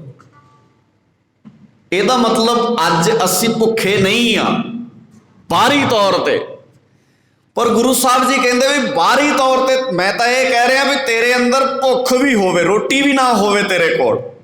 ਜਿਹੜਾ ਸਿੱਖ ਦਾ ਕਿਰਦਾਰ ਹੈ ਨਾ ਉਹ ਇਦਾਂ ਦਾ ਆ ਵੀ ਇਹਨੂੰ ਇਹਦੇ ਮੂੰਹ 'ਚ ਬੁਰਕੀ ਪਵੇ ਨਾ ਪਵੇ, ਇਹ ਰੱਜਿਆ ਹੋਇਆ ਹੋਣਾ ਚਾਹੀਦਾ। ਪਰ ਇੱਥੇ ਤੇ ਬੰਦੇ ਰੱਜੇ ਹੋਏ ਵੀ ਭੁੱਖੇ ਨੇ। ਤਾਂ ਹੀ ਗੁਰੂ ਅਰਜਨ ਸਾਹਿਬ ਜੀ ਨੇ ਕਿਹਾ ਸੀ ਨਾ, ਸੁਖ ਨਾਹੀ ਬਹੁਤਾ ਧਨ ਖਟੈ। ਤੈਨੂੰ ਕਿਸੇ ਨੇ ਇਹ ਦੱਸਦਾ ਵੀ ਧਨ ਖੱਟਣ ਨਾਲ ਸੌਖੇ ਹੋਈਦਾ, ਪਰ ਤੂੰ ਗੁਰੂ ਸਾਹਿਬ ਜੀ ਦੀ ਇਹ ਗੱਲ ਭੁੱਲ ਗਿਆ, ਸੁਖ ਨਾਹੀ ਬਹੁਤਾ ਧਨ ਖਟੈ। ਇਸੇ ਕਰਕੇ ਜਦੋਂ ਸਾਡੇ ਕੋਲ ਧਨ ਬਹੁਤਾ ਨਹੀਂ ਸੀ ਉਦੋਂ ਸੌਖੇ ਸੀ ਅਸੀਂ, ਤੇ ਅੱਜ ਧਨ ਬਹੁਤਾ ਆ ਪਰ ਪਰੇਸ਼ਾਨ ਆ ਅਸੀਂ। ਵੱਡੀਆਂ ਵੱਡੀਆਂ ਕਿੱਦਾਂ ਦੇ ਸਾਡੇ ਸਿੱਖ ਹੋਣਗੇ, ਘੋੜਿਆਂ ਦੀਆਂ ਕਾਠੀਆਂ ਤੇ ਰਹਿੰਦੇ ਨੇ, ਦਰਖਤਾਂ ਦੇ ਪੱਤੇ ਭਰੋ ਕੇ ਖਾਂਦੇ ਨੇ, ਘਰ ਦਿਨ ਕਿਤੇ ਬਿਤਾਉਂਦੇ ਨੇ, ਰਾਤ ਕਿਤੇ ਬਿਤਾਉਂਦੇ ਨੇ, ਪਰ ਉਹ ਸਿੱਖ ਰੱਜੇ ਹੋਏ ਕਿੰਨੇ ਆ, ਅੰਦਰੋਂ ਤ੍ਰਿਪਤੀ ਕਿੰਨੀ ਹੈ। ਇਤਿਹਾਸਕਾਰਾਂ ਨੇ ਲਿਖਿਆ ਸਿੱਖ ਦਾ ਜੀਵਨ, ਪਰ ਉਹਦੇ ਰੱਜੇ ਹੋਣ ਦੀ ਗੱਲ ਬੜੀ ਕਮਾਲ ਦੀ ਇਤਿਹਾਸ ਦੇ ਪੰਨਿਆਂ 'ਚ ਲਿਖੀ। ਕਹਿੰਦੇ ਸਿੱਖ ਦਾ ਬਾਹਰੀ ਜੀਵਨ ਕਿੱਦਾਂ ਦਾ ਆ, ਫਿੱਡਾ ਜੈਸਾ ਟਟੂਆ ਉਹ ਜੁਲੜੂ ਕਾ ਕਾਠੀ ਪਾਏ। ਧਿਆਨ ਨਾਲ ਸੁਣਿਓ, ਜਿਹੜੀ ਦੇਣ ਮੇਰੇ ਦਾਤੇ ਨੇ ਬਾਣੀ ਦੇ ਰਾਹੀਂ ਸਾਨੂੰ ਦਿੱਤੀ ਹੈ। ਫਿੱਡਾ ਜੈਸਾ ਟਟੂਆ ਉਹ ਜੁਲੜੂ ਕਾ ਕਾਠੀ ਪਾਏ। ਫਿੱਡਾ ਕਹਿੰਦੇ ਨੇ ਘਸਿਆ ਜਿਹਾ, ਮਰਿਆ ਜਿਹਾ, ਟਟੂਆ ਕਹਿੰਦੇ ਘੋੜੇ ਨੂੰ। ਬਹੁਤੇ ਵਧੀਆ ਨਸਲ ਦੇ ਘੋੜੇ ਨਹੀਂ ਸਿੱਖਾਂ ਕੋਲ, ਕਸੇ ਜੇ ਮਰੇ ਜੇ ਘੋੜੇ ਨੇ। ਜੁਲੜੂ ਕਾ ਕਾਠੀ ਪਾਏ, ਤੇ ਘੋੜਿਆਂ ਦੇ ਉੱਤੇ ਪਾਉਣ ਲਈ ਕਾਠੀ ਵੀ ਹੈ ਨਹੀਂ ਸਿੱਖ ਕੋਲ। ਤੁਸੀਂ 17ਵੀਂ 18ਵੀਂ ਸਦੀ ਦੇ ਸਿੱਖਾਂ ਦਾ ਜੀਵਨ ਪੜ੍ਹ ਕੇ ਵੇਖੋ, ਘੋੜੇ ਵੀ ਮਰੇ ਜੇ ਤੇ ਘੋੜੇ ਤੇ ਪਾਉਣ ਲਈ ਕਾਠੀ ਵੀ ਹੈ ਨਹੀਂ। ਜੁਲੜੂ ਕੀ ਕਾਠੀ ਪਾਏ, ਰਸੜੀ ਲਗਾਮ ਅਤੇ ਰਸੜੀ ਰਕਾਬ, ਜੋ ਇੱਕੋ ਹੀ ਰੱਸੀ ਹੈ ਸਿੱਖਾਂ ਕੋਲ ਵਿਚਾਰਿਆਂ ਕੋਲ, ਉਹਦੀ ਰਕਾਬ ਬਣਾਉਂਦੇ ਨੇ ਤੇ ਉਹਦੀ ਲਗਾਮ ਬਣਾਉਂਦੇ ਨੇ। ਅਕਸਰ ਘੋੜੇ ਕੋਲ 2 ਚੀਜ਼ਾਂ ਹੁੰਦੀਆਂ ਨੇ, ਇੱਕ ਰਕਾਬ ਹੁੰਦੀ ਹੈ, ਇੱਕ ਲਗਾਮ ਹੁੰਦੀ ਹੈ। ਜਿਹਦੇ 'ਚ ਪੈਰ ਰੱਖਿਆ ਜਾਂਦਾ ਉਹਨੂੰ ਰਕਾਬ ਕਹਿੰਦੇ ਨੇ, ਤੇ ਜਿਹੜੀ ਉਹਨੂੰ ਕੰਟਰੋਲ ਕਰਦੀ ਹੈ, ਉਹਦਾ ਸਟੀਅਰਿੰਗ ਹੁੰਦਾ ਜਿਹੜਾ, ਉਹਨੂੰ ਲਗਾਮ ਕਹਿੰਦੇ ਨੇ।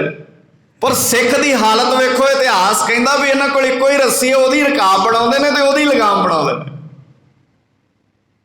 ਰਸੜੀ ਲਗਾਮ ਅਤੇ ਰਸੜੀ ਰਕਾਬ ਜੂ,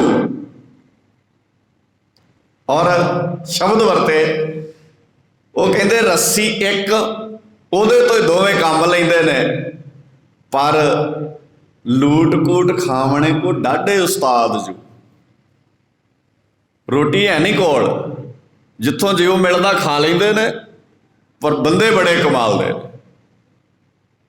ਫਿਰ ਉਹ ਕਹਿੰਦੇ ਟੁੱਟਿਆ ਸਾ ਤੇਗੜੂ, ਤੇਗੜੂ ਕਹਿੰਦੇ ਤੇਗ ਨੂੰ, ਸਾਡੀ ਬੋਲੀ ਹੈ।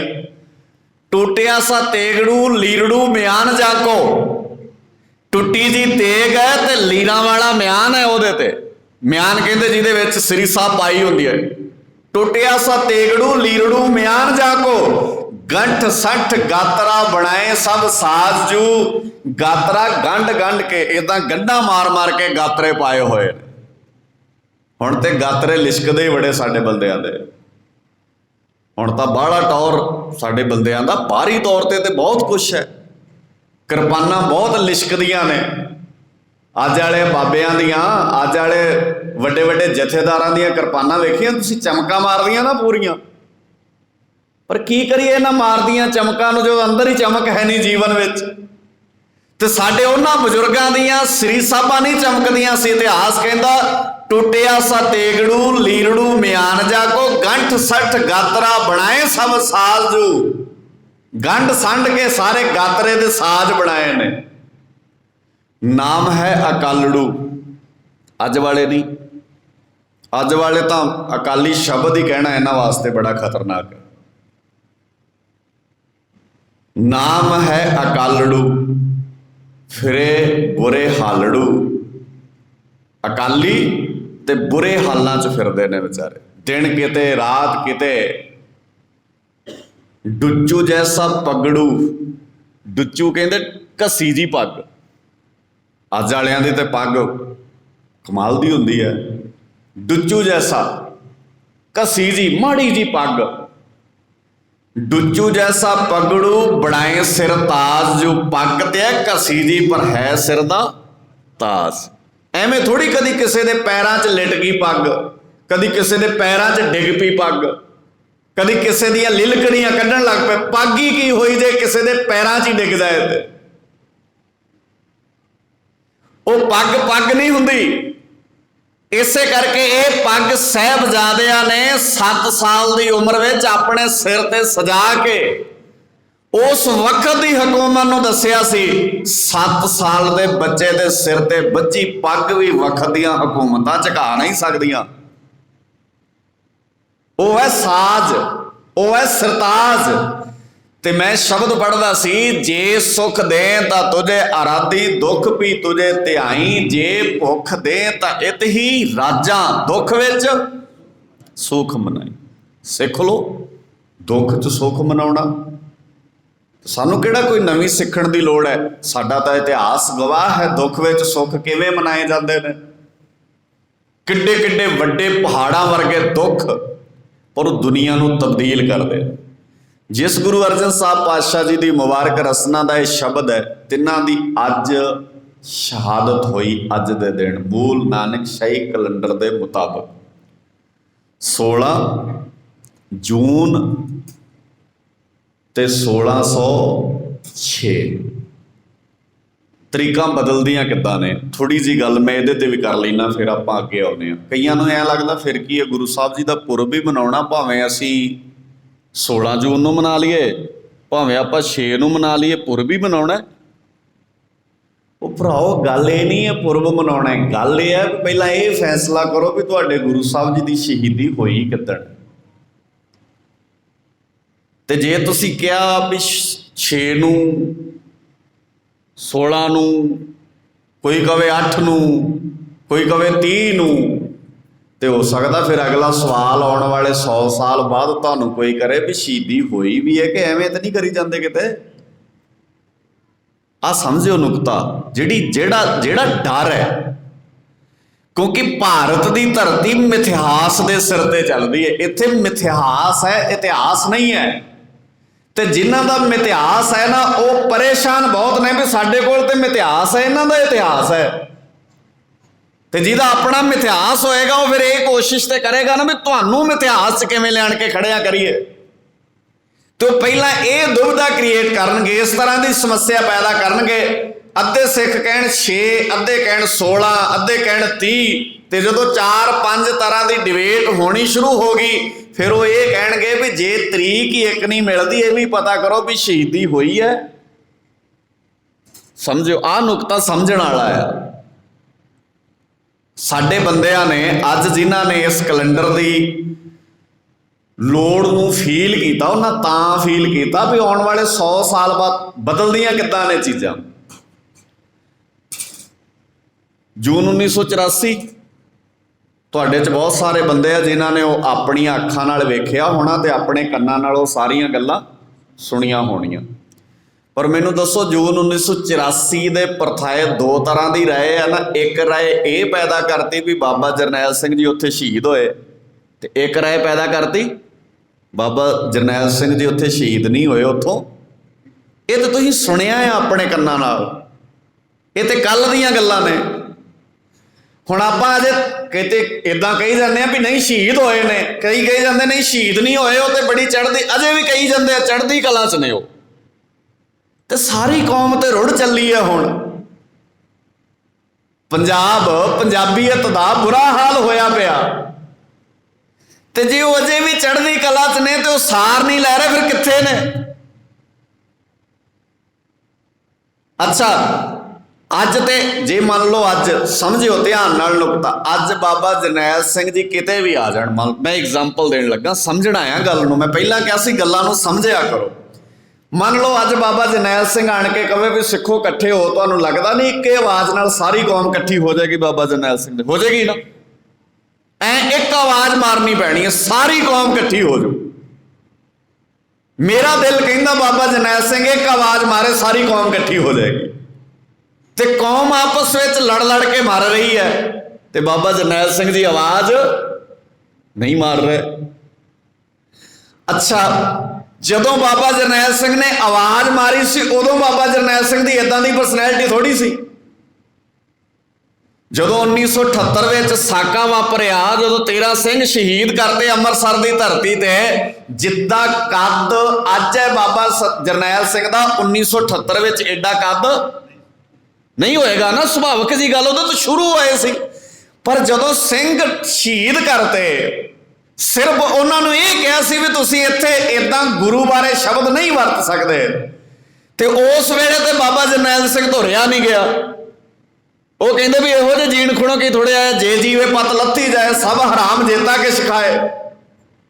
ਉਸ ਵੇਲੇ ਤੇ ਉਹਨਾਂ ਨੇ ਕਿਹਾ ਵੀ ਸਾਨੂੰ ਇਕੱਠੇ ਹੋਣ ਦੀ ਲੋੜ ਹੈ, ਆਪਣੇ ਸਿਰ ਦੀ ਪੱਗ ਸੰਭਾਲੋ। ਤੇ ਅੱਜ ਪੱਗਾਂ ਖਿੱਲਰ ਰਹੀਆਂ ਨੇ, ਅੱਜ ਆਵਾਜ਼ ਹੀ ਨਹੀਂ ਮਾਰ ਰਹੇ ਹੋ। ਪਰ ਇਤਿਹਾਸ ਦੋ ਤਰ੍ਹਾਂ ਨਾਲ ਲਿਖਿਆ ਜਾਏਗਾ। ਇਹ ਵੀ ਲਿਖਿਆ ਜਾਏਗਾ ਵੀ ਸ਼ਹੀਦ ਹੋ ਗਏ, ਇਹ ਵੀ ਲਿਖਿਆ ਜਾਏਗਾ ਵੀ ਬਾਬਾ ਜਰਨੈਲ ਸਿੰਘ ਜੀ ਚੜ੍ਹਦੀ ਕਲਾ 'ਚ ਉੱਥੋਂ ਚਲੇ ਗਏ। ਹੁਣ ਇਹਦੇ ਦੋ ਨੁਕਸਾਨ ਕੀ ਹੋਣਗੇ? ਪਹਿਲਾ ਨੁਕਸਾਨ ਇਹ ਹੋਏਗਾ ਵੀ ਜਿਹੜੇ ਸ਼ਹੀਦ ਮੰਨਦੇ ਨੇ ਉਹਨਾਂ ਦੀ ਗੱਲ ਤੇ ਕਿਸੇ ਨੇ ਯਕੀਨ ਨਹੀਂ ਕਰਨਾ, ਕਿਉਂਕਿ ਉਹਦੇ ਪੈਰਲਲ ਇੱਕ ਗੱਲ ਇਹ ਵੀ ਚੱਲਦੀ ਹੈ ਵੀ ਬਾਬਾ ਜਰਨੈਲ ਸਿੰਘ ਸ਼ਹੀਦ ਨਹੀਂ ਹੋਏ। ਚੱਲਦੀ ਹੈ ਨਾ? ਇਹਦਾ ਮਤਲਬ ਆਪਸ਼ਨ ਇਹ ਵੀ ਹੈ ਵੀ ਨਹੀਂ ਹੋਏ ਹੋਣਗੇ। ਤੇ ਜਿਹੜੀ ਸ਼ਹੀਦੀ ਹੈ, ਜਿਹੜੀ ਸ਼ਹੀਦੀ ਦੇ ਵਿੱਚੋਂ ਕੌਮ ਲਈ ਉਹ ਤੜਫ ਪੈਦਾ ਹੋਣੀ ਸੀ, ਉਹ ਵੈਲਿਊ ਘਟ ਗਈ।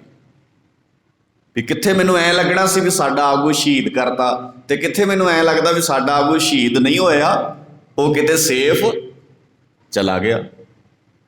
ਦੂਜਾ, ਇਹ ਗੱਲ ਚੱਲਦੀ ਰਹੇਗੀ 30 ਸਾਲ 40 ਸਾਲ, ਆਪਣੇ ਚੋਂ ਤੁਹਾਡੇ ਚੋਂ ਬਜ਼ੁਰਗ ਚੜ੍ਹਾਈ ਕਰ ਜਾਣੇ ਆ, ਤੁਹਾਡੀ ਤੀਜੀ ਜਨਰੇਸ਼ਨ ਆ ਜਾਣੀ ਹੈ, ਤੁਹਾਨੂੰ ਕਿਸੇ ਨੂੰ ਲਿਖਣ ਦੀ ਆਦਤ ਨਹੀਂ, ਤੁਸੀਂ ਏਦਾਂ ਬੋਲਦੇ ਨਹੀਂ, ਰੈਫਰੈਂਸ ਬਣਨੀਆਂ ਨਹੀਂ, ਚੀਜ਼ਾਂ ਹਵਾਲੇ ਨਹੀਂ ਬਣਨੇ। ਤੇ ਜਦੋਂ ਤੁਹਾਡੀ ਤੀਜੀ ਜਨਰੇਸ਼ਨ ਹੋਏਗੀ, ਫਿਰ ਅਗਲਿਆਂ ਦੀ ਮਰਜ਼ੀ ਹੋਏਗੀ ਵੀ ਉਹਨਾਂ ਨੇ ਬਾਬਾ ਜਰਨੈਲ ਸਿੰਘ ਨੂੰ ਸ਼ਹੀਦ ਮੰਨਣਾ ਕਿ ਜਾਂ ਬਾਬਾ ਜਰਨੈਲ ਸਿੰਘ ਨੂੰ ਅਕਾਲ ਤਖਤ ਤੋਂ ਭੱਜਿਆ ਹੋਇਆ ਮੰਨਣਾ। ਇਹ ਉਹ ਡਿਸਾਈਡ ਕਰਨਗੇ, ਫਿਰ ਤੁਸੀਂ ਨਹੀਂ ਕਰੋਗੇ, ਇਹ ਉਹ ਫੈਸਲਾ ਕਰਨਗੇ। ਔਰ ਇਹੀ ਚਾਹੁੰਦੇ ਨੇ ਉਹ ਵੀ ਆਪਣੇ ਜਰਨੈਲਾਂ ਪ੍ਰਤੀ ਤੁਸੀਂ ਕਿੱਦਾਂ ਸੋਚਣਾ ਆ, ਇਹ ਆਪ ਜ਼ੋਰ ਨਾ ਲਾਓ, ਸਾਨੂੰ ਦਿਓ, ਅਸੀਂ ਤੁਹਾਡੇ। ਉਹ ਕਰਦੇ ਨੇ ਏਦਾਂ। ਜਿਹੜਾ ਬੰਦਾ ਵਿਰੋਧੀ ਹੋਏ ਉਹ ਹਰ ਚੀਜ਼ ਨੂੰ ਏਦਾਂ ਪੇਸ਼ ਕਰ। ਇਸ ਕਰਕੇ ਗੁਰੂ ਅਰਜਨ ਸਾਹਿਬ ਪਾਤਸ਼ਾਹ, ਤਾਂ ਮੈਂ ਕਿਹਾ ਸੀ ਗੱਲਾਂ ਨੂੰ ਸਮਝਣਾ ਹੁੰਦਾ ਧਿਆਨ ਨਾਲ। ਤਰੀਕ ਇੱਕ ਹੋਏਗੀ, ਇਤਿਹਾਸ ਬਣ ਜਾਏਗਾ, ਡਾਕੂਮੈਂਟ ਬਣ ਜਾਏਗਾ, ਰੈਫਰੈਂਸ ਬਣ ਜਾਏਗਾ, ਹਵਾਲਾ ਬਣ ਜਾਏਗਾ। ਪਰ ਜੇ ਤਰੀਕਾਂ ਕਈ ਹੋਣਗੀਆਂ ਤੇ ਹਵਾਲਾ ਬਣ ਤੇ ਜਾਏਗਾ, ਪਰ ਉਹਦੇ ਤੇ ਰਾਇਆਂ ਵੀ ਕਈ ਹੋਣਗੀਆਂ। ਇਹਨੂੰ ਕਹਿੰਦੇ ਆ ਬੇਸ ਨੂੰ ਕਮਜ਼ੋਰ ਕਰ ਦੇਣਾ। ਤੇ ਸਿੱਖ ਸਾਡੇ ਇਸ ਗੱਲ ਨੂੰ ਸਮਝਣ ਲਈ ਅਜੇ ਰਾਜ਼ੀ ਨਹੀਂ ਹੈ। ਸਾਡੇ ਕੋਲ 2-3 ਦਲੀਲਾਂ ਹੁੰਦੀਆਂ, ਇੰਨੇ ਚਿਰ ਦਾ ਨਹੀਂ ਕਿਸੇ ਨੇ ਦੱਸਿਆ। ਇੱਕ ਦਲੀਲ ਇਹ ਹੁੰਦੀ ਹੈ, ਦਲੀਲ ਵੇਖੋ, ਇੰਨੇ ਚਿਰ ਦਾ ਕਿਸੇ ਨੇ ਨਹੀਂ ਦੱਸਿਆ। ਮੈਨੂੰ ਦੱਸੋ, ਅੱਜ ਤੋਂ 100 ਸਾਲ ਪਹਿਲਾਂ ਤੁਹਾਨੂੰ ਮੋਬਾਈਲ ਬਾਰੇ ਪਤਾ ਸੀ? ਦੱਸਿਓ ਉੱਚੀ ਬੋਲ। ਪਤਾ ਸੀ 100 ਸਾਲ ਪਹਿਲਾਂ? ਨਹੀਂ ਪਤਾ ਸੀ। 20 ਸਾਲ ਪਹਿਲਾਂ ਪਤਾ ਲੱਗਾ ਨਾ। ਮੋਬਾਈਲ ਤਾਂ ਤੁਸੀਂ ਸਾਰੇ ਹੀ ਵਰਤਣ ਲੱਗ ਪਏ। ਤੁਸੀਂ ਇਦਾਂ ਕਿਉਂ ਨਹੀਂ ਕਿਹਾ ਵੀ ਪਹਿਲਾਂ ਕਿਉਂ ਨਹੀਂ ਦੱਸਿਆ ਕਿਸੇ ਨੇ? ਜਦੋਂ ਪਹਿਲਾਂ ਕਿਸੇ ਨੇ ਦੱਸਿਆ ਨਹੀਂ ਤੇ ਆਪਾਂ ਇਹ ਵਰਤਣਾ ਨਹੀਂ। ਗੱਡੀਆਂ ਸਾਡੇ ਸਾਰਿਆਂ ਕੋਲ ਆ ਗਈਆਂ, ਘਰਾਂ 'ਚ ਲਾਈਟ ਆ ਗਈ, ਕਿੰਨੇ ਸਾਧਨ ਆ ਗਏ, ਇੰਟਰਨੈਟ ਆ ਗਿਆ। ਤੁਸੀਂ ਕਿਉਂ ਵਰਤਣ ਲੱਗ ਪਏ ਉਹ ਸਾਰੀਆਂ ਚੀਜ਼ਾਂ? ਕਿਉਂਕਿ ਪਹਿਲਾਂ ਤਾਂ ਦੱਸੀਆਂ ਨਹੀਂ ਕਿਸੇ ਨੇ ਸਾਨੂੰ। ਗੱਲ ਇਹ ਨਹੀਂ ਹੁੰਦੀ ਵੀ ਪਹਿਲਾਂ ਦੱਸੀ ਕਿ ਨਹੀਂ, ਗੱਲ ਇਹ ਹੁੰਦੀ ਹੈ ਵੀ ਠੀਕ ਹੈ ਕਿ ਗਲਤ ਹੈ, ਇਹਦੇ ਤੇ ਡਿਸਕਸ਼ਨ ਹੁੰਦੀ ਹੈ। ਇਹ ਨਹੀਂ ਦਲੀਲ ਹੁੰਦੀ ਵੀ ਪਹਿਲਾਂ ਨਹੀਂ ਦੱਸਿਆ ਕਿਸੇ ਨੇ। ਜਦੋਂ ਬਾਬੇ ਨਾਨਕ ਨੇ ਕਿਹਾ ਹੋਣਾ ਵੀ ਉਸ ਅੱਲਾਹ ਤਾਲਾ ਦੀ ਆਰਤੀ ਦੀਵਿਆਂ ਨਾਲ ਥੋੜੀ ਹੁੰਦੀ ਹੈ, ਤੇ ਜੇ ਬਾਬੇ ਨਾਨਕ ਨੂੰ ਵੀ ਜਗਨਨਾਥਪੁਰੀ ਵਾਲੇ ਕਹਿੰਦੇ ਵੀ ਪਹਿਲਾਂ ਤੇ ਬਾਬਾ ਦੱਸਿਆ ਨਹੀਂ ਕਿਸੇ ਨੇ, ਇਹ ਦਲੀਲ ਤਾਂ ਫਿਰ ਉਹਨਾਂ ਕੋਲ ਵੀ ਹੋਣੀ ਸੀ। ਜਦੋਂ ਬਾਬਾ ਹਰਿਦੁਆਰ ਗਿਆ ਹੋਣਾ, ਬਾਬੇ ਨਾਨਕ ਨੇ ਹਰਿਦੁਆਰ ਜਾ ਕੇ ਕਿਹਾ ਹੋਣਾ, ਧੰਨ ਗੁਰੂ ਨਾਨਕ ਸਾਹਿਬ ਪਾਤਸ਼ਾਹ ਜੀ ਕਹਿੰਦੇ ਹੋਣੇ ਵੀ ਇਹਨੂੰ ਪਾਣੀ ਕਿਉਂ ਦੇਈ ਜਾਂਦੇ ਹੋ, ਕਹਿੰਦੇ ਸਾਡੇ ਬਜ਼ੁਰਗਾਂ ਤੱਕ ਪਹੁੰਚਦਾ ਆ। ਬਾਬੇ ਨੇ ਦੂਜੇ ਬੰਨੇ ਪਾਣੀ ਦੇਣਾ ਸ਼ੁਰੂ ਕਰਤਾ, ਕਹਿੰਦੇ ਤੁਸੀਂ ਕਿਹਨੂੰ ਦੇ ਰਹੇ ਹੋ, ਕਹਿੰਦੇ ਮੈਂ ਕਣਕ ਬੀਜ ਕੇ ਆਇਆ, ਮੇਰੀ ਕਣਕ ਸੁੱਕ ਰਹੀ ਹੈ। ਉਹ ਕਹਿੰਦੇ ਕਮਾਲ ਹੈ, ਕਣਕ ਨੂੰ ਪਾਣੀ ਕਿਵੇਂ ਪਹੁੰਚ ਜਾਏਗਾ, ਪਾਣੀ ਤੇ ਵਾਪਸ ਇਸੇ ਨਦੀ 'ਚ ਹੀ ਪੈ ਰਿਹਾ ਆਣ ਕੇ। ਕਹਿੰਦੇ ਮੇਰੇ ਵਾਲਾ ਵੀ ਪੈ ਰਿਹਾ ਤੇ ਤੁਹਾਡੇ ਵਾਲਾ ਵੀ ਪੈ ਰਿਹਾ, ਮੇਰਾ ਦਿਸ ਰਿਹਾ, ਤੁਹਾਡਾ ਕਿਉਂ ਨਹੀਂ ਦਿਸਦਾ ਤੁਹਾਨੂੰ? ਤੇ ਜੇ ਮੇਰਾ ਵਾਪਸ ਆ ਰਿਹਾ ਤੇ ਮੇਰੀ ਕਣਕ ਤੇ ਇਸੇ ਧਰਤੀ ਤੇ ਉੱਥੇ ਤੇ ਪਹੁੰਚਦਾ ਨਹੀਂ, ਤੇ ਤੁਹਾਡਾ ਕਿਵੇਂ ਪਹੁੰਚ ਜਾਏਗਾ? ਤੁਸੀਂ ਤੇ ਬਜ਼ੁਰਗ ਕਹਿੰਦੇ ਹੋ ਮਰ ਕੇ ਚਲੇ ਵੀ ਪਰਲੋਕ ਗਏ ਨੇ, ਤੇ ਜੇ ਧਰਤੀ ਤੇ ਨਹੀਂ ਪਹੁੰਚਦਾ ਤੇ ਦੂਜੀ ਧਰਤੀ ਤੇ ਕਿਵੇਂ ਪਹੁੰਚ ਜਾਏਗਾ? ਉਹਨਾਂ ਦੋਵੇਂ ਹੱਥ ਜੋੜ ਕੇ ਬਾਬੇ ਨਾਨਕ ਦੇ ਚਰਨਾਂ 'ਤੇ ਸਿਰ ਧਰਤਾ। ਉਹਨਾਂ ਤੇ ਨਹੀਂ ਕਿਹਾ ਵੀ ਪਹਿਲਾਂ ਤਾਂ ਨਹੀਂ ਦੱਸਿਆ ਕਿਸੇ ਨੇ, ਹਾਲਾਂਕਿ ਉਹ ਸਿੱਖ ਨਹੀਂ ਸਨ, ਗੈਰ ਸਿੱਖ ਬੰਦੇ ਸੀ ਨਾ ਜਿਨ੍ਹਾਂ ਨਾਲ ਗੱਲ ਹੋਈ ਬਾਬੇ ਦੀ, ਪਰ ਉਹਨਾਂ ਕਿਹਾ ਵੀ ਗੱਲ ਬੜੀ ਕਮਾਲ ਦੀ ਹੈ। ਤੇ ਸਾਡੇ ਵਾਲੇ ਕਹਿੰਦੇ ਨੇ ਨਹੀਂ ਪਹਿਲਾਂ ਨਹੀਂ ਦੱਸਿਆ, ਇਸ ਕਰਕੇ ਹੁਣ ਵੀ ਨਹੀਂ ਸੁਣਨਾ ਸੀ। ਚਲੋ ਨਹੀਂ ਦੱਸਿਆ ਪਹਿਲਾਂ, ਹੁਣ ਜਿਨ੍ਹਾਂ ਨੇ ਦੱਸਤਾ ਇਹਨਾਂ ਦੀ ਸੁਣ ਲਓ। ਅੱਜ ਵਾਲਿਆਂ ਦੀ ਸੁਣਦੇ ਨਹੀਂ, ਆਉਣ ਵਾਲੀ ਤੀਜੀ ਪੀੜ੍ਹੀ ਨੇ ਫਿਰ ਤੁਹਾਡੀ ਨੇ ਕਹਿਣਾ ਪਹਿਲਾਂ ਨਹੀਂ ਦੱਸਿਆ ਕਿਸੇ ਨੇ, ਤੇ ਜਿਹੜੇ ਦੱਸ ਰਹੇ ਨੇ ਉਹਨਾਂ ਦੀ ਸੁਣਦੇ ਨਹੀਂ। ਹੁਣ ਵੀ ਦੱਸ ਹੀ ਰਹੇ ਨੇ ਅੱਜ ਬੰਦੇ, ਗੱਲਾਂ ਤੇ ਕਰ ਰਹੇ ਨੇ, ਫਿਰ ਡਿਸਕਸ਼ਨ ਕਰ ਲਓ, ਬਹਿ ਕੇ ਚਰਚਾ ਕਰ ਲਓ, ਸਕੋਲਰ ਬਿਠਾ ਲਓ, ਕੋਈ ਗੱਲ ਨਹੀਂ, ਲੜਨ ਵਾਲੀ ਕਿਹੜੀ ਗੱਲ ਹੈ ਇਹਦੇ 'ਚ, ਝਗੜਾ ਕੀ ਹੈ? ਜਿਹੜੇ ਨਾਨਕਸ਼ਾਹੀ ਦੇ ਹੱਕ ਵਾਲੇ ਸਕੋਲਰ ਨੇ ਉਹ ਵੀ ਬਿਠਾ ਲਓ, ਜਿਹੜੇ ਵਿਰੋਧ ਵਾਲੇ ਨੇ ਉਹ ਵੀ ਸਕੋਲਰ ਬਿਠਾ ਲਓ, ਡਿਬੇਟ ਕਰਾ ਲਓ, ਕਿੱਡੀ ਕੁ ਵੱਡੀ ਗੱਲ ਹੈ। 10 ਦਿਨ ਲਾ ਦਿਓ, 15 ਦਿਨ ਲਾਓ, ਮਹੀਨਾ ਲਾਓ, 2 ਮਹੀਨੇ ਲਾਓ, ਪਬਲਿਕ ਦੇ ਸਾਹਮਣੇ ਗੱਲਾਂ ਲੈ ਆਓ, ਸੰਗਤ ਦੇ ਸਾਹਮਣੇ ਸਾਰੀ ਚਰਚਾ ਲੈ ਆਓ, ਤੇ ਪਤਾ ਉਹ ਕੀ ਕਹਿਣਗੇ, ਨਹੀਂ ਡਿਸਕਸ਼ਨ ਨਹੀਂ ਕੀਤੀ ਜਾ ਸਕਦੀ। ਕਿਉਂ ਬਈ, ਚਰਚਾ ਕਿਉਂ ਨਹੀਂ ਹੋ ਸਕਦੀ ਇਸ ਗੱਲ ਤੇ? ਚਰਚਾ ਇਸੇ ਕਰਕੇ ਨਹੀਂ ਹੋ ਸਕਦੀ ਕਿਉਂਕਿ ਜੇ ਚਰਚਾ ਹੋਏਗੀ ਫਿਰ ਮਸਲੇ ਦਾ ਹੱਲ ਨਿਕਲ ਆਏਗਾ, ਤੇ ਜੇ ਹੱਲ ਨਿਕਲ ਆਇਆ ਫਿਰ ਆਪਾਂ ਕੀ ਕਰਨਾ ਹੈ? ਇਸ ਕਰਕੇ ਜਿੰਨਾ ਹੋ ਸਕਦਾ ਮਸਲਿਆਂ ਨੂੰ ਉਲਝਾਉਂਦੇ ਰਹੋ, ਇਹਨਾਂ ਦਾ ਹੱਲ ਨਾ ਲੱਭਿਆ ਜਾਏ। ਖੈਰ ਧਿਆਨ ਨਾਲ, ਜੇ ਸੁੱਖ ਦੇ ਤਾਂ ਤੁਝੇ ਅਰਾਧੀ ਦੁੱਖ ਵੀ ਤੁਝੇ ਧਿਆਈ, ਜੇ ਭੁੱਖ ਦੇ ਤਾਂ ਇਹ ਤੇ ਹੀ ਰਾਜਾ। ਆਪਣੀ ਕੌਮ 'ਚ ਜਜ਼ਬਾ ਪੈਦਾ ਕਰੋ। ਰੋਟੀ ਦੀ ਬੁਰਕੀ ਨਾਲ ਜੇ ਸਿੱਖ ਦੀ ਕੀਮਤ ਪੈ ਜਾਣੀ ਹੈ ਨਾ, ਫਿਰ ਸਿੱਖ ਬਹੁਤ ਸਸਤਾ ਹੋ ਗਿਆ। ਸਾਡੀ ਕੀਮਤ ਰੋਟੀ ਦੀ ਬੁਰਕੀ ਨਾਲ ਨਹੀਂ ਪੈਂਦੀ। ਸਾਡੀ ਜਿਹੜੀ ਵੈਲਿਊ ਹੈ ਨਾ, ਜਿਹੜੀ ਵੈਲਿਊ ਗੁਰੂ ਨੇ ਪਾਈ ਹੈ ਸਾਡੀ, ਮੈਨੂੰ ਲੱਗਦਾ ਦੁਨੀਆ 'ਚ ਪਹਿਲੀ ਇਹ ਕੌਮ ਹੋਣੀ ਹੈ ਜਿਨ੍ਹਾਂ ਦੇ ਸਿਰਾਂ ਦੇ ਮੁੱਲ ਪਏ ਨੇ, ਜਿਨ੍ਹਾਂ ਦੇ ਸਿਰਾਂ ਦੇ ਮੁੱਲ। ਅੱਜ ਤੱਕ ਤੁਸੀਂ ਸੁਣਿਆ ਨਹੀਂ ਹੋਣਾ ਵੀ ਕਿਸੇ ਦੇ ਸਿਰਾਂ ਦੇ ਮੁੱਲ ਪਏ ਹੋਣ। ਸਰੀਰਾਂ ਦੇ ਮੁੱਲ ਪੈ ਜਾਂਦੇ ਨੇ, ਸਰੀਰ ਵਿਕ ਜਾਂਦਾ ਬੰਦੇ ਦਾ, ਬੰਦੇ ਜਿਉਂਦੇ ਵੀ ਵਿਕਦੇ ਨੇ। ਮੰਡੀਆਂ ਲੱਗਦੀਆਂ ਬੰਦਿਆਂ ਦੀਆਂ, ਪਹਿਲਾਂ ਵੀ ਲੱਗਦੀਆਂ ਸੀ, ਅੱਜ ਵੀ ਲੱਗਦੀਆਂ, ਮਾਰਕੀਟ ਲੱਗਦੀ ਹੈ ਬੰਦੇ ਦੀ, ਬੰਦੇ ਦੀ ਕੀਮਤ ਪੈਂਦੀ ਹੈ। ਪਰ ਇਹ ਸ਼ਬਦ ਸਿਰਫ ਸਿੱਖਾਂ ਨਾਲ ਹੀ ਪ੍ਰਚਲਿਤ ਹੋਇਆ ਕਿ ਸਿੱਖਾਂ ਦੇ ਸਿਰਾਂ ਦੀ। ਅੱਛਾ ਮੈਨੂੰ ਇਹ ਦੱਸਿਓ, ਕੀਮਤ ਹਮੇਸ਼ਾ ਉਹਦੀ ਪੈਂਦੀ ਹੈ ਜਿਹਦੇ 'ਚ ਕੋਈ ਕੁਆਲਿਟੀ ਹੋਵੇ। ਇਹਦਾ ਮਤਲਬ ਹੈ ਕਦੀ ਤੁਹਾਡੇ ਸਿਰਾਂ ਦੀ ਬਹੁਤ ਵੱਡੀ ਕੁਆਲਿਟੀ ਸੀ, ਅਗਲਿਆਂ ਤਾਂ ਕੀਮਤ ਪਾਈ। ਹੁਣ ਕੀ ਲੋੜ ਹੈ ਤੁਹਾਡੇ ਸਿਰ ਦੀ ਕੀਮਤ ਪਾਉਣ ਦੀ ਅਗਲਿਆਂ ਨੂੰ? ਹੁਣ ਤਾਂ ਤੁਸੀਂ ਸਰੀਰ ਹੀ ਵੇਚ ਦਿੰਦੇ ਹੋ ਨਾ, ਹੁਣ ਤਾਂ ਤੁਸੀਂ ਸੌਦਾ ਹੀ ਕਰਦੇ ਹੋ। ਕੋਈ ਕਿਸੇ ਤਰ੍ਹਾਂ ਦਾ ਸੌਦਾ ਕਰ ਲੈਂਦਾ, ਕੋਈ ਕਿਸੇ ਤਰ੍ਹਾਂ ਦਾ ਸੌਦਾ ਕਰ ਲੈਂਦਾ, ਪਰ ਸਾਡਾ ਸਿਰ ਜਿਹੜਾ ਗੁਰੂ ਸਾਹਿਬ ਜੀ ਨੇ ਸਾਡੇ ਇਸ ਬ੍ਰੇਨ ਨੂੰ, ਇਸ ਦਿਮਾਗ ਨੂੰ ਤੇਜ਼ ਕੀਤਾ ਸੀ, ਜਿਹਦੀ ਕੋਈ ਕੀਮਤ ਨਹੀਂ ਸੀ ਪਾ ਸਕਦਾ। ਸਵਾਮੀ ਦਇਆਨੰਦ ਤੇ ਗਿਆਨੀ ਦਿੱਤ ਸਿੰਘ ਦੀ ਡਿਬੇਟ ਪੜ੍ਹ ਲਿਓ, ਕਿਤਾਬ ਹੈ ਛੋਟੀ ਜੀ, ਸਿੱਖ ਮਿਸ਼ਨਰੀ ਕਾਲਜ ਨੇ ਛਾਪੀ, ਉਹ ਘਰ 'ਚ ਲਿਆ ਕੇ ਪੜ੍ਹ ਕੇ ਵੇਖਿਓ। ਸਵਾਮੀ ਦਇਆਨੰਦ ਨਾਲ ਗਿਆਨੀ ਦਿੱਤ ਸਿੰਘ ਦਾ ਸੰਵਾਦ ਹੋਇਆ। ਦਿੱਤ ਸਿੰਘ ਗੁਰੂ ਨਾਨਕ ਜੀ ਦੀ ਵਿਚਾਰਧਾਰਾ ਦਾ ਮਾਲਕ ਸੀ, ਤੇ ਸਵਾਮੀ ਦਇਆਨੰਦ ਆਰੀਅਨ ਵਿਚਾਰਧਾਰਾ ਦਾ ਮਾਲਕ ਸੀ। ਡਿਬੇਟ ਹੋਈ ਤੇ ਤਿੰਨੇ ਵਾਰ ਡਿਬੇਟ ਵਿੱਚ ਹਾਰ ਗਿਆ ਸਵਾਮੀ ਦਇਆਨੰਦ। ਜਿਹੜਾ ਹਾਰ ਗਿਆ ਉਹਨੂੰ ਦੁਨੀਆ ਜਾਣਦੀ ਹੈ, ਜਿਹੜਾ ਜਿੱਤ ਗਿਆ ਉਹਨੂੰ ਸਾਡੇ ਆਪਣੇ ਬੱਚੇ ਵੀ। ਕਿੱਡੀ ਕਮਾਲ ਹੈ। ਇਹਦਾ ਮਤਲਬ ਬੰਦੇ ਕਿੰਨੀ ਤੇਜ਼ੀ ਨਾਲ ਕੰਮ। DAV ਲੁਧਿਆਣੇ DMC ਹਸਪੀਟਲ ਹੈ, DAV school, DAV college, DAV ਯੂਨੀਵਰਸਿਟੀਆਂ। ਜਿਹੜੇ ਹਾਰ ਗਏ ਉਹਨਾਂ ਨੇ ਆਪਣਿਆਂ ਬਾਰੇ ਦੱਸਦਾ, ਜਿਹੜੇ ਜਿੱਤ ਗਏ ਉਹਨਾਂ ਨੇ ਆਪਣੀ ਔਲਾਦ ਨੂੰ ਵੀ ਨਹੀਂ ਦੱਸਿਆ। ਗਿਆਨੀ ਦਿੱਤ ਸਿੰਘ, ਔਰ ਵਰਕ ਕਿਵੇਂ ਕਰਦੀਆਂ ਚੀਜ਼ਾਂ, ਗਿਆਨੀ ਦਿੱਤ ਸਿੰਘ ਨੇ ਆਪਣੀ ਕੌਮ ਦਾ ਸਿਰ ਉੱਚਾ ਕੀਤਾ, 3 ਵਾਰ ਉਸ ਵੇਲੇ ਦੇ ਧੁਰੰਤਰ ਗਿਆਨੀ ਨੂੰ ਡਿਬੇਟ ਵਿੱਚ ਹਰਾਇਆ। ਤੇ ਸਾਡੀ ਕੌਮ ਨੇ ਮੁੱਲ ਪਤਾ ਕੀ ਪਾਇਆ ਗਿਆਨੀ ਦਿੱਤ ਸਿੰਘ ਦਾ? ਉਹਨੂੰ ਕਹਿੰਦੇ ਸੀ ਤੇਰੀ ਜਾਤ ਨੀਵੀਂ ਆ, ਤੈਨੂੰ ਦੇਗ ਅੰਦਰ ਨਹੀਂ ਮਿਲ ਸਕਦੀ, ਦੇਗ ਜੋੜਿਆਂ 'ਚ ਬਹਿ ਕੇ ਲਏਗਾ ਤੂੰ। ਵਾਹ ਬਈ ਵਾਹ, ਸਾਡੀ ਬਦਕਿਸਮਤੀ ਹੈ।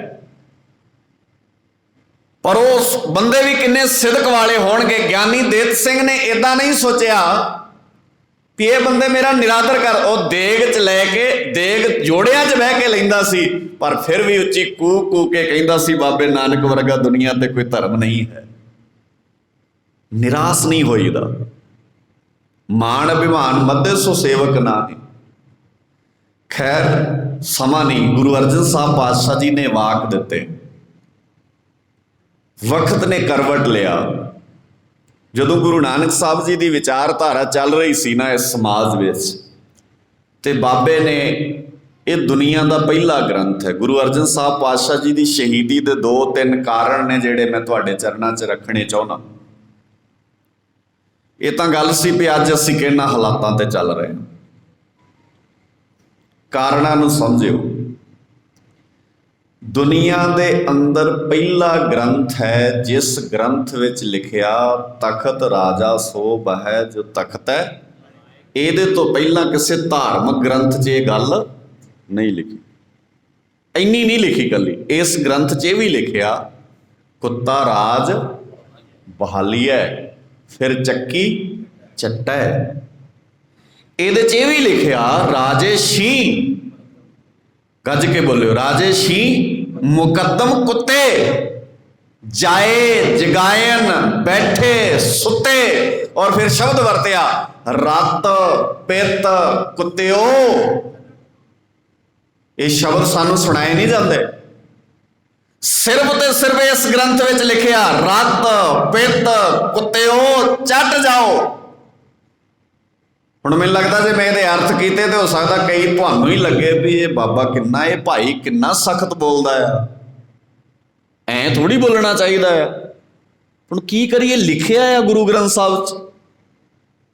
ਮੇਰੀ ਤੇ ਕੋਈ ਔਕਾਤ ਨਹੀਂ ਹੈ ਮੈਂ ਆਪਣੀ ਗੱਲ ਕਰ ਸਕਾਂ। ਮੇਰੀ ਗੱਲ ਤੁਸੀਂ ਸੁਣੋਗੇ ਵੀ ਕਿਉਂ? ਕੀ ਮਜਬੂਰੀ ਹੈ ਤੁਹਾਡੀ, ਤੁਸੀਂ ਮੇਰੀ ਗੱਲ ਸੁਣੋ। ਪਰ ਜਿਸ ਗੁਰੂ ਅਰਜਨ ਸਾਹਿਬ ਪਾਤਸ਼ਾਹ ਜੀ ਦਾ ਸ਼ਹੀਦੀ ਦਿਹਾੜਾ ਮਨਾ ਰਹੇ ਹੋ, ਉਸ ਗੁਰੂ ਅਰਜਨ ਸਾਹਿਬ ਪਾਤਸ਼ਾਹ ਜੀ ਨੂੰ ਸ਼ਹੀਦ ਕਿਉਂ ਹੋਣਾ ਪਿਆ? ਕਿਉਂਕਿ ਬਾਬੇ ਨਾਨਕ ਦੇ ਗ੍ਰੰਥ ਤੋਂ ਪਹਿਲਾਂ ਧਰਮ ਗ੍ਰੰਥਾਂ ਨੇ ਰਾਜਿਆਂ ਨੂੰ ਬੜੀਆਂ ਵੱਡੀਆਂ ਵੱਡੀਆਂ ਪਦਵੀਆਂ ਦਿੱਤੀਆਂ। 2 ਬੇਨਤੀਆਂ ਕਰਨੀਆਂ ਨੇ, ਮੈਂ ਵਾਪਸ ਆਉਣਾ। ਇਸਲਾਮ ਨੇ ਵਕਤ ਦੇ ਰਾਜੇ ਲਈ ਸ਼ਬਦ ਵਰਤਿਆ ਜਿੱਲੇ ਇਲਾਹੀ। ਨੋਟ ਕਰ ਲਿਓ ਆਪਣੀ ਜ਼ਿੰਦਗੀ 'ਚ, ਇਸਲਾਮ ਨੇ ਵਕਤ ਦੇ ਰਾਜੇ ਲਈ ਸ਼ਬਦ ਵਰਤਿਆ ਜਿੱਲੇ ਇਲਾਹੀ। ਇਸਲਾਮ ਧਰਮ ਦੇ ਧਾਰਮਿਕ ਬੰਦਿਆਂ ਨੇ ਵਕਤ ਦੇ ਬਾਦਸ਼ਾਹ ਨੂੰ ਕਿਹਾ ਜਿੱਲੇ ਇਲਾਹੀ, ਜਿਹਦਾ ਅਰਥ ਹੁੰਦਾ ਰੱਬ ਦਾ ਧਰਤੀ ਤੇ ਪਰਛਾਵਾਂ। ਇਸਲਾਮ ਧਰਮ ਦੇ ਉਸ ਵੇਲੇ ਦੇ ਲੋਕਾਂ ਨੇ ਵਕਤ ਦੇ ਬਾਦਸ਼ਾਹ ਨੂੰ ਕਿਹਾ ਰੱਬ ਦਾ ਧਰਤੀ ਤੇ ਪਰਛਾਵਾਂ। ਤੇ ਜੇ ਰੱਬ ਦਾ ਪਰਛਾਵਾਂ ਧਾਰਮਿਕ ਬੰਦਿਆਂ ਨੇ ਮੰਨ ਲਿਆ, ਤੇ ਫਿਰ ਧਾਰਮਿਕ ਬੰਦਿਆਂ ਨੇ ਇਹ ਵੀ ਕਿਹਾ ਵੀ ਇਸ ਰੱਬ ਦੇ ਪਰਛਾਵੇਂ ਦੇ ਮੂੰਹੋਂ ਜੋ ਨਿਕਲੇਗਾ ਸਾਨੂੰ ਉਹ ਸਾਰਿਆਂ ਨੂੰ ਪੂਰਾ ਕਰਨਾ ਪਊ। ਮੈਂ ਡਿਟੇਲ 'ਚ ਜਾ ਨਹੀਂ ਸਕਦਾ, ਇਹ ਬਹੁਤ ਸੰਵੇਦਨਸ਼ੀਲ ਵਿਸ਼ਾ ਆ। ਪਤਾ ਨਹੀਂ ਤੁਸੀਂ ਸ਼ਾਇਦ ਇਹਨੂੰ ਸਮਝਣਾ ਚਾਹੁੰਦੇ ਹੋ ਜਾਂ ਇਹ ਤੇ ਗੱਲ ਕਰਨੀ ਚਾਹੁੰਦੇ ਸੀ ਜਾਂ ਨਹੀਂ, ਕਿਉਂਕਿ ਸਾਡੀ ਕੋਈ ਸ਼ਹਾਦਤ ਹੁੰਦੀ ਹੈ ਵੀ ਸਾਨੂੰ ਇਹ ਦੱਸੋ ਵੀ ਗੁਰੂ ਸਾਹਿਬ ਲਾਹੌਰ ਗਏ, ਤੱਤੀ ਤਵੀ ਤੇ ਬੈਠੇ, ਉਹਨਾਂ ਦੇ ਸੀਸ 'ਚ ਰੇਤਾ ਪਾਈ, ਗੁਰੂ ਸਾਹਿਬ ਜੀ ਸ਼ਹੀਦ ਹੋ ਗਏ, ਕੌਮ ਨੂੰ ਆਜ਼ਾਦੀ ਦੇ ਗਏ, ਬਸ ਠੀਕ ਹੈ। ਆਪਾਂ ਸਾਰਿਆਂ ਨੇ ਛਬੀਲ ਪਿਆਉਣੀ ਹੈ, ਸਾਰਿਆਂ ਦਾ ਧੰਨਵਾਦ, ਕਿਉਂਕਿ ਅਸੀਂ ਦਿਹਾੜੇ ਇੱਦਾਂ ਹੀ ਮਨਾਉਣਾ ਚਾਹੁੰਦੇ ਹੁੰਦੇ ਹਾਂ। ਅਸੀਂ ਉਹ ਫੈਕਟ ਨਹੀਂ ਲੱਭਣਾ ਚਾਹੁੰਦੇ ਹੁੰਦੇ ਵੀ ਕਾਰਨ ਕੀ ਨੇ, ਰੀਜ਼ਨਿੰਗ ਤੇ ਨਹੀਂ ਜਾਂਦੇ ਅਸੀਂ ਕਦੇ। ਮੇਰੇ ਦਾਤਾਰ ਸੱਚੇ, ਉਹਦੀ ਰੀਜ਼ਨਿੰਗ ਸਮਝਣੀ ਪੈਣੀ ਹੈ ਤੁਹਾਨੂੰ, ਉਹ ਕੁਆਲਿਟੀ ਵਾਲੇ ਬੰਨੇ ਜਾਣਾ ਪੈਣਾ। ਮਹਾਰਾਜ ਸੱਚੇ ਪਾਤਸ਼ਾਹ ਜੀ ਨੇ ਬਾਣੀ 'ਚ ਸ਼ਬਦ ਕੀ ਵਰਤੇ ਤੇ ਵਕਤ ਦਾ ਧਾਰਮਿਕ ਬੰਦਾ ਬਾਦਸ਼ਾਹ ਲਈ ਸ਼ਬਦ ਕੀ ਵਰਤ ਰਿਹਾ। ਹੁਣ ਜਿਹਨੂੰ ਵਕਤ ਦੇ ਧਾਰਮਿਕ ਲੋਕ ਰੱਬ ਦਾ ਪਰਛਾਵਾਂ ਕਹਿ ਰਹੇ ਨੇ, ਤੇ ਗੁਰੂ ਅਰਜਨ ਸਾਹਿਬ ਪਾਤਸ਼ਾਹ ਜੀ ਦਾ ਘਰ ਉਹਨਾਂ ਨੂੰ ਕਹਿ ਰਿਹਾ ਵਾਰ ਕੁੱਤਾ ਰਾਜ ਬਹਾਲੀ ਹੈ। ਗੁਰੂ ਨਾਨਕ ਸਾਹਿਬ ਜੀ ਦਾ ਘਰ ਕਹਿ ਰਿਹਾ ਰਾਜੇ ਸ਼ੀ ਮੁਕੱਦਮ ਕੁੱਤੇ ਜਾਇਜ਼ ਗਾਇਨ ਬੈਠੇ ਸੁੱਤੇ, ਰੱਤ ਪਿੱਤ ਕੁੱਤਿਓ ਚੱਟ ਜਾਓ। ਬਾਬੇ ਨਾਨਕ ਦੇ ਘਰ ਨੇ ਇਹ ਐਲਾਨੀਆ ਸ਼ਬਦ ਔਰ ਗੁਰੂ ਗ੍ਰੰਥ ਸਾਹਿਬ 'ਚ ਲਿਖੇ। ਵਕਤ ਦੇ ਬਾਦਸ਼ਾਹ ਨੂੰ ਫਿਕਰ ਪੈ ਗਿਆ क्योंकि ਇਹਦੇ ਤੋਂ ਪਹਿਲਾਂ ਵਕਤ ਦੇ ਬਾਦਸ਼ਾਹ ਨੂੰ ਕਿਸੇ ਨੇ ਚੈਲੰਜ ਨਹੀਂ ਕੀਤਾ ਸੀ। ਤੇ ਜਿਹੜੀਆਂ ਵੱਡੀਆਂ ਤਾਕਤਾਂ ਹੁੰਦੀਆਂ ਨੇ ਉਹਦਾ ਸਭ ਤੋਂ ਵੱਡਾ ਖਤਰਾ ਹੁੰਦਾ ਪ੍ਰਜਾ ਦੇ ਵਿੱਚੋਂ ਉਹਨਾਂ ਦੇ ਖਿਲਾਫ ਆਵਾਜ਼ ਉੱਠਣੀ। ਉਹ ਕਿਸੇ ਚੀਜ਼ ਤੋਂ ਨਹੀਂ ਡਰਦੇ। ਜਿਹੜੀ ਹਕੂਮਤ ਹੁੰਦੀ ਹੈ ਨਾ, ਬਾਦਸ਼ਾਹ ਹੁੰਦਾ ਜਿਹੜਾ, ਉਹਨੂੰ ਐਂ ਲੱਗਦਾ ਵੀ ਪ੍ਰਜਾ ਸਿਰ ਸੁੱਟ ਕੇ ਚੱਲੇ, ਜਿਵੇਂ ਮੈਂ ਕਹਾਂ ਉਦਾਂ ਹੀ ਇਹ ਮੰਨਣ। ਤੇ ਜਦੋਂ ਪ੍ਰਜਾ ਵਿੱਚੋਂ ਕਿਸੇ ਨੇ ਇਹ ਗੱਲ ਲਿਖੀ ਔਰ ਲਿਖ ਵੀ ਬਕਾਇਦਾ ਗ੍ਰੰਥ 'ਚ ਦਿੱਤੀ ਤੇ ਉਹਨੂੰ ਇਹ ਵੀ ਦਰਜਾ ਦੇ ਦਿੱਤਾ, ਸੱਚ ਕੀ ਬਾਣੀ ਨਾਨਕ ਆਖੈ ਸੱਚ ਸੁਣਾਏ ਸੀ ਸੱਚ ਕੀ ਬੇੜਾ। ਤੇ ਇਹ ਬੜੀ ਖਤਰਨਾਕ ਗੱਲ ਸੀ, ਕਿਉਂਕਿ ਗੱਲ ਇਕੱਲੇ ਬਾਬੇ ਨਾਨਕ ਦੀ ਨਹੀਂ, ਬਾਬੇ ਨਾਨਕ ਨੇ ਬਾਣੀ 'ਚ ਲਿਖ ਕੇ ਕਹਿਤਾ ਸੱਚ ਕੀ ਬਾਣੀ ਨਾਨਕ ਆਖੈ ਸੱਚ ਸੁਣਾਏ ਸੀ ਸੱਚ ਕੀ ਬੇੜਾ। ਬੜੇ ਬੰਦੇ ਨੇ ਅਕਬਰ ਬਾਦਸ਼ਾਹ ਦੇ ਮਰ ਜਾਣ ਤੋਂ ਬਾਅਦ, ਬੜੇ ਬੰਦੇ ਨੇ ਬਾਬਰ ਮਰ ਜਾਏਗਾ ਨਾ, ਫਿਰ ਬਾਬਰ ਦੇ ਮਰਨ ਤੋਂ 200 ਸਾਲ ਬਾਅਦ ਉਹਦਾ ਇਤਿਹਾਸ ਲਿਖਣਗੇ। ਬੜੇ ਹੁੰਦਾ ਇਹਦਾ। ਅੱਜ ਔਰੰਗਜ਼ੇਬ ਨੂੰ ਸਾਰੀ ਦੁਨੀਆ ਮਾੜਾ ਕਹਿ ਰਹੀ ਹੈ, ਪਰ ਜਿੱਦਣ ਔਰੰਗਜ਼ੇਬ ਜਿੰਦਾ ਸੀ ਉਦਣ ਕਿਹਾ ਕਿਸੇ ਨੇ ਮਾੜਾ? ਉਦਣ ਤਾਂ ਜਿੱਲੇ ਇਲਾਹੀ ਕਹਿੰਦੇ ਹੋਣੇ ਉਹਨੂੰ, ਤਾਂ ਹੀ ਤਾਂ ਜੁਰਤ ਕੀਤੀ ਸਾਹਿਬਜ਼ਾਦਿਆਂ ਨੂੰ ਨੀਹਾਂ 'ਚ ਚਿਣਨ ਦੀ ਉਹਨੇ। ਜੇ ਵਕਤ ਦਾ ਕਾਜੀ ਇੰਨੀ ਗੱਲ ਹੀ ਕਹਿ ਦਿੰਦਾ ਔਰੰਗਜ਼ੇਬ ਨੂੰ ਵੀ ਔਰੰਗਜ਼ੇਬ ਠੀਕ ਹੈ, ਆਪਣਾ ਧਰਮ ਵਧਣਾ ਫੁੱਲਣਾ ਚਾਹੀਦਾ ਆ, ਪਰ ਜਿਸ ਗੁਰੂ ਤੇਗ ਬਹਾਦਰ ਪਾਤਸ਼ਾਹ ਜੀ ਨੂੰ ਤੂੰ ਸ਼ਹੀਦ ਕਰਨ ਦੇ ਫਰਮਾਨ ਜਾਰੀ ਕਰੀ ਜਾ ਰਿਹਾ ਨਾ, ਤੈਨੂੰ ਪਤਾ ਇਹ ਧਰਤੀ ਤੇ ਤੁਰਿਆ ਫਿਰਦਾ ਰੱਬ ਹੈ, ਇਹਨੂੰ ਸ਼ਹੀਦ ਹੋਣ ਤੋਂ ਬਾਅਦ ਤਖਤ ਤੇ ਸਦਾ ਬੈਠੇ ਤੂੰ ਵੀ ਨਹੀਂ ਰਹਿਣਾ। ਤੇ ਸ਼ਾਇਦ ਗੁਰੂ ਸਾਹਿਬ ਜੀ ਦੀ ਸ਼ਹਾਦਤ ਨਾ ਹੁੰਦੀ, ਸ਼ਾਇਦ ਦੁਨੀਆ ਕਿਸੇ ਹੋਰ ਦਿਸ਼ਾ ਵਿੱਚ ਜਾਂਦੀ। ਖੈਰ ਬਾਬੇ ਨਾਨਕ ਦੀ ਵਿਚਾਰਧਾਰਾ ਕਿਸੇ ਹੋਰ ਦਿਸ਼ਾ, ਪਰ ਵਕਤ ਦੇ ਬਾਦਸ਼ਾਹ ਨੂੰ ਕਿਹਾ ਹੀ ਨਹੀਂ ਕਿਸੇ ਨੇ। ਉਹਨੂੰ ਕਹਿੰਦੇ ਰਾਜਨ ਬਾਦਸ਼ਾਹ ਸਲਾਮਤ, ਜਿਹੜਾ ਬੰਦਾ ਤੁਹਾਡੇ ਰਾਹ 'ਚ ਰੋੜਾ ਬਣਦਾ ਹੈ ਉਹਨੂੰ ਖਤਮ ਕਰ ਦੇਣਾ ਚਾਹੀਦਾ। ਤੇ ਫਤਵਾ ਅਸੀਂ ਪੜ੍ਹ ਕੇ ਸੁਣਾਵਾਂਗੇ ਸ਼ਹੀਦ ਕਿਵੇਂ ਕਰਨਾ। ਅੱਜ ਵੀ ਧਾਰਮਿਕ ਬੰਦੇ ਐਂ ਹੀ ਕਰਦੇ। ਗੁੱਸਾ ਨਾ ਕਰਿਓ, ਅੱਜ ਤਾਂ ਤੁਹਾਡੇ ਵਾਲੇ ਵੀ ਐਂ ਹੀ ਕਰਦੇ ਨੇ। ਸਾਡੇ ਵਾਲੇ ਮੈਂ ਤਾਂ ਨਹੀਂ ਕਹਿੰਦਾ, ਮੇਰਾ ਦਿਲ ਨਹੀਂ ਕਹਿੰਦਾ ਇਹਨੂੰ ਸਾਡੇ ਵਾਲੇ ਕਹਿਣ ਨੂੰ। ਸਾਡੇ ਧਾਰਮਿਕ ਬੰਦੇ ਵੀ ਤੇ ਇਹੀ ਕਰ ਰਹੇ ਨੇ ਨਾ। ਅੱਜ ਵਕਤ ਦੇ ਜਾਂ ਹਕੂਮਤਾਂ ਦੇ ਤਲਵੇ ਚੱਟ ਰਹੇ ਨੇ, ਉਹਨਾਂ ਦੇ ਪੈਰਾਂ ਥੱਲੇ ਹੱਥ ਰੱਖ ਰਹੇ ਨੇ। ਭਾਵੇਂ ਕਿ ਦਿਸ ਵੀ ਰਿਹਾ ਕਿ ਸਾਰੀ ਕੌਮ ਦਾ, ਸਾਡੀ ਪੰਜਾਬੀਅਤ ਦਾ, ਸਾਰੀ ਸਿੱਖੀ ਸਿਧਾਂਤ ਨੂੰ ਇਹਨਾਂ ਨੇ ਮਲੀਆ ਮੇਟ ਕਰਕੇ ਰੱਖਤਾ, ਪਰ ਫਿਰ ਵੀ ਜ਼ਰੂਰਤ ਨਹੀਂ ਕਰ ਪਾ ਰਹੇ। ਖੈਰ ਇਸਲਾਮ ਨੇ ਸ਼ਬਦ ਵਰਤਿਆ ਜਿੱਲੇ ਇਲਾਹੀ, ਹਿੰਦੂ ਫਿਲਾਸਫੀ ਨੇ ਸ਼ਬਦ ਵਰਤਿਆ ਨੇਕਲੰਕ। ਤੁਸੀਂ ਸੁਣਿਆ ਹੋਣਾ ਸ਼ਬਦ ਨੇਕਲੰਕ। ਕਈ ਗੁਰੂ ਗੋਬਿੰਦ ਸਿੰਘ ਨੂੰ ਵੀ ਕਹਿੰਦੇ ਨੇ ਗਲਤੀ 'ਚ ਸ਼ਬਦ ਗੁਰੂ ਸਾਹਿਬ ਨਾਲ ਨਾ ਇਹ ਵਰਤਿਆ ਕਰੋ ਨੇਕਲੰਕ। ਜੇ ਕੋਈ ਵਰਤੇ ਤੇ ਉਹਨੂੰ ਟੋਕਿਆ ਕਰੋ। ਤੁਹਾਨੂੰ ਪਤਾ ਨੇਕਲੰਕ ਦਾ ਅਰਥ ਕੀ ਹੈ? ਨੇਕਲੰਕ ਦਾ ਅਰਥ ਜਿਹੜਾ ਕਲੰਕ ਤੇ ਕਰਦਾ ਹੋਵੇ ਪਰ ਉਹਦੇ ਤੇ ਕਲੰਕ ਲੱਗਦਾ ਨਾ ਹੋਵੇ। ਯਾਨੀ ਕਿ ਵਕਤ ਦਾ ਧਾਰਮਿਕ ਬੰਦਾ ਉਸ ਵੇਲੇ ਦੇ ਰਾਜੇ ਨੂੰ ਇਹ ਸਰਟੀਫਿਕੇਟ ਦੇ ਰਿਹਾ ਆ ਵੀ ਤੂੰ ਪਾਪ ਤੇ ਕਰ ਸਕਦਾ ਪਰ ਤੇਰੇ ਤੇ ਪਾਪ ਲਾਗੂ ਨਹੀਂ ਹੁੰਦਾ। ਨੇਕਲੰਕ ਇੱਥੋਂ ਸ਼ਬਦ ਆਇਆ। ਕਲੰਕ ਕਰਦਾ ਪਰ ਉਹ ਕਲੰਕ ਉਹਦੇ ਤੇ ਲਾਗੂ ਨਹੀਂ ਹੁੰਦਾ। ਇਸ ਕਰਕੇ ਸਾਡੇ ਗੁਰੂ ਸਾਹਿਬਾਨਾਂ ਨਾਲ ਇਹ ਸ਼ਬਦ ਵਰਤਣਾ ਗਲਤੀ ਨਾਲ ਵੀ ਕਿਤੇ ਨਾ ਵਰਤਿਆ ਕਰੋ। ਸਾਡੇ ਗੁਰੂ ਸਾਹਿਬ ਵਰਗੀ ਪਵਿੱਤਰ ਰੂਹ ਦੁਨੀਆ ਤੇ ਨਾ ਕੋਈ ਹੋਈ ਹੈ ਤੇ ਨਾ ਕੋਈ ਹੋਣੀ ਹੈ। ਸਾਡਾ ਵਿਸ਼ਵਾਸ ਇਹ ਕਹਿੰਦਾ ਹੈ, ਅਸੀਂ ਏਦਾਂ ਮੰਨਦੇ ਆ, ਕਿਉਂਕਿ ਅਸੀਂ ਨਹੀਂ ਮੰਨਦੇ। ਭੱਟ ਸਾਹਿਬਾਨ ਨੇ ਗੁਰੂ ਗ੍ਰੰਥ ਸਾਹਿਬ ਜੀ ਦੀ ਬਾਣੀ ਦੇ ਵਿੱਚ ਗੁਰੂ ਸਾਹਿਬਾਨਾਂ ਬਾਰੇ ਸ਼ਬਦ ਵਰਤਿਆ। ਉਹਨਾਂ ਪਤਾ ਕੀ ਕਿਹਾ? ਭੰਨ ਮਥੁਰਾ ਕਛ ਭੇਦ ਨਹੀਂ। ਭੰਨ ਦਾ ਅਰਥ ਹੁੰਦਾ ਕਹਿੰਦਾ ਆ, ਮਥੁਰਾ ਜੀ ਕਹਿੰਦੇ ਆ, ਮਥੁਰਾ ਜੀ ਗੱਲ ਕਰਦੇ ਆ। ਭੰਨ ਮਥੁਰਾ ਭਣਦਾ ਆ, ਕਹਿੰਦਾ ਆ ਮਥੁਰਾ ਜੀ। ਭੰਨ ਮਥੁਰਾ ਕਛ ਭੇਦ ਨਹੀਂ। ਗੁਰੂ ਅਰਜਨ ਗੱਜ ਕੇ ਬੋਲੋ, ਗੁਰੂ ਅਰਜਨ ਪ੍ਰਤੱਖ ਹਾਰ। ਗੁਰੂ ਅਰਜਨ ਸਾਹਿਬ ਪਾਤਸ਼ਾਹ ਜੀ ਤੇ ਸੱਚੀ ਮੁੱਚੀ ਰੱਬ ਦਾ ਰੂਪ ਨੇ ਤੇ ਅਸੀਂ ਰੱਬ ਦੇ ਰੂਪ ਪ੍ਰਤੀ ਤੇ ਗੁਰੂ ਅਰਜਨ ਸਾਹਿਬ ਪਾਤਸ਼ਾਹ ਜੀ ਦਾ ਰੂਪ ਨੇ ਗੁਰੂ ਗੋਬਿੰਦ ਸਿੰਘ ਪਾਤਸ਼ਾਹ ਜੀ। 10 ਜਾਮੇ ਸਾਡੇ ਇੱਕੋ ਹੀ ਰੂਪ ਨੇ। ਜੋਤ ਓਹਾ ਜੁਗਤ ਛਾਏ ਸ਼ਹਿਕਾਇਆ ਫੇਰ ਪਲਟੀਐ। ਸਰੀਰ ਬਦਲੇ ਨੇ, ਜੁਗਤ ਨਹੀਂ ਬਦਲੀ। ਤੇ ਸਾਨੂੰ ਕਿਉਂਕਿ ਅਸੀਂ ਸਮਝਦੇ ਨਹੀਂ ਚੀਜ਼ਾਂ ਨੂੰ, ਅਸੀਂ ਵੇਖਦੇ ਹਾਂ। ਸਾਡੀ ਇੱਕ ਮਜਬੂਰੀ, ਅਸੀਂ ਚੀਜ਼ਾਂ ਨੂੰ ਸਮਝਦੇ ਘੱਟ ਆ, ਅਸੀਂ ਵੇਖਦੇ ਜ਼ਿਆਦਾ ਹੈ। ਤੇ ਮੈਂ ਕਿਹਾ ਸੀ ਵੇਖਣ ਵਿੱਚ ਤੇ ਸਮਝਣ 'ਚ ਫਰਕ ਹੁੰਦਾ ਬਹੁਤ ਵੱਡਾ। ਜਿਹੜੀਆਂ ਚੀਜ਼ਾਂ ਵੇਖਣ ਨੂੰ ਜੋ ਲੱਗਦੀਆਂ ਹੁੰਦੀਆਂ ਉੱਦਾਂ ਹੁੰਦੀਆਂ ਨਹੀਂ। ਅਸੀਂ ਗੁਰੂ ਸਾਹਿਬ ਜੀ ਨੂੰ ਵੇਖਦੇ ਹਾਂ ਤੇ ਵੇਖਣ ਦੇ ਹਿਸਾਬ ਨਾਲ 2 ਗੁਰੂ ਸਾਹਿਬ ਜੀ ਗੁੱਸੇ ਵਾਲੇ ਲੱਗਦੇ ਆ ਤੇ 8 ਗੁਰੂ ਸਾਹਿਬ ਜੀ ਇੱਦਾਂ ਹੀ ਲੱਗਦਾ ਨਾ ਨਿਮਰਤਾ ਵਾਲੇ ਲੱਗਦੇ।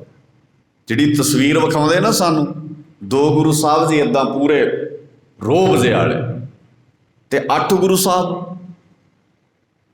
ਮੈਨੂੰ ਦੱਸਿਓ ਭਲਾ ਸਾਡੇ ਗੁਰੂ ਸਾਹਿਬ ਅਲੱਗ-ਅਲੱਗ ਸੀ ਜਾਂ 10 ਗੁਰੂ ਸਾਹਿਬਾਨ ਇੱਕੋ ਜਿਹੇ ਸਨ? ਸਾਰੇ ਇੱਕੋ ਜਿਹੇ ਸਨ, ਅੱਡ-ਅੱਡ ਨਹੀਂ ਸਨ।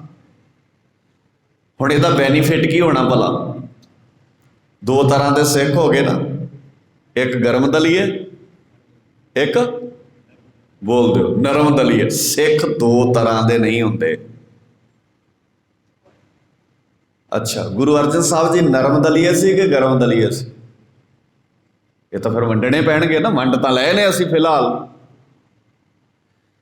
ਗੱਲ ਇੱਥੇ ਰੁਕਣੀ ਨਹੀਂ ਹੈ। ਸਮਾਂ ਨਹੀਂ ਮੇਰੇ ਕੋਲ, ਸਮੇਂ ਦੀਆਂ ਘੜੀਆਂ ਮੈਨੂੰ ਰੋਕਣਾ ਚਾਹੁੰਦੀਆਂ ਨੇ, ਔਰ ਬਹੁਤ ਕੁਝ ਹੈ ਐਸਾ ਜਿਹੜਾ ਧਿਆਨ ਨਾਲ ਸਮਝਣ ਵਾਲਾ ਹੈ। ਅਸੀਂ ਗੁਰੂ ਸਾਹਿਬ ਜੀ ਨੂੰ ਵੀ ਧੜਿਆਂ 'ਚ ਸ਼ਾਮਲ ਕਰਨਾ ਹੈ। ਅਸੀਂ ਗੁਰੂ ਸਾਹਿਬ ਜੀ ਨੂੰ ਵੀ ਅਲੱਗ-ਅਲੱਗ ਕੈਟਾਗਰੀਆਂ 'ਚ ਲੈ ਜਾਣਾ। ਵਕਤ ਦੇ ਬਾਦਸ਼ਾਹ ਨੂੰ ਉਸ ਵਕਤ ਦੇ ਧਾਰਮਿਕ ਬੰਦਿਆਂ ਨੇ ਇਹਨਾਂ ਸ਼ਬਦਾਂ ਨਾਲ ਸੰਬੋਧਨ ਕੀਤਾ ਵੀ ਇਹ ਧਰਤੀ ਤੇ ਰੱਬ ਦਾ ਪਰਛਾਵਾਂ ਹੈ। ਦੂਜੇ ਨੇ ਕਿਹਾ ਇਹ ਲੱਖ ਪਾਪ ਕਰ ਲਏ, ਇਹਦੇ ਤੇ ਕੋਈ ਪਾਪ ਲਾਗੂ ਨਹੀਂ ਹੁੰਦਾ। ਇਸ ਕਰਕੇ ਵਕਤ ਦੇ ਪੁਜਾਰੀ ਦੀ ਨਿਗਾਹ ਹੇਠ ਵਕਤ ਦਾ ਬਾਦਸ਼ਾਹ ਪਾਪ ਕਰਦਾ ਸੀ ਤੇ ਉਹਦੇ ਪਾਪਾਂ ਨੂੰ ਜਸਟੀਫਾਈ ਕਰਨ ਵਾਸਤੇ ਵੀ ਇਹ ਪਾਪ ਨਹੀਂ ਕੀਤੇ ਨੇ, ਵਕਤ ਦਾ ਪੁਜਾਰੀ ਉਹਨੂੰ ਕਰੈਕਟਰ ਸਰਟੀਫਿਕੇਟ ਦਿੰਦਾ ਸੀ।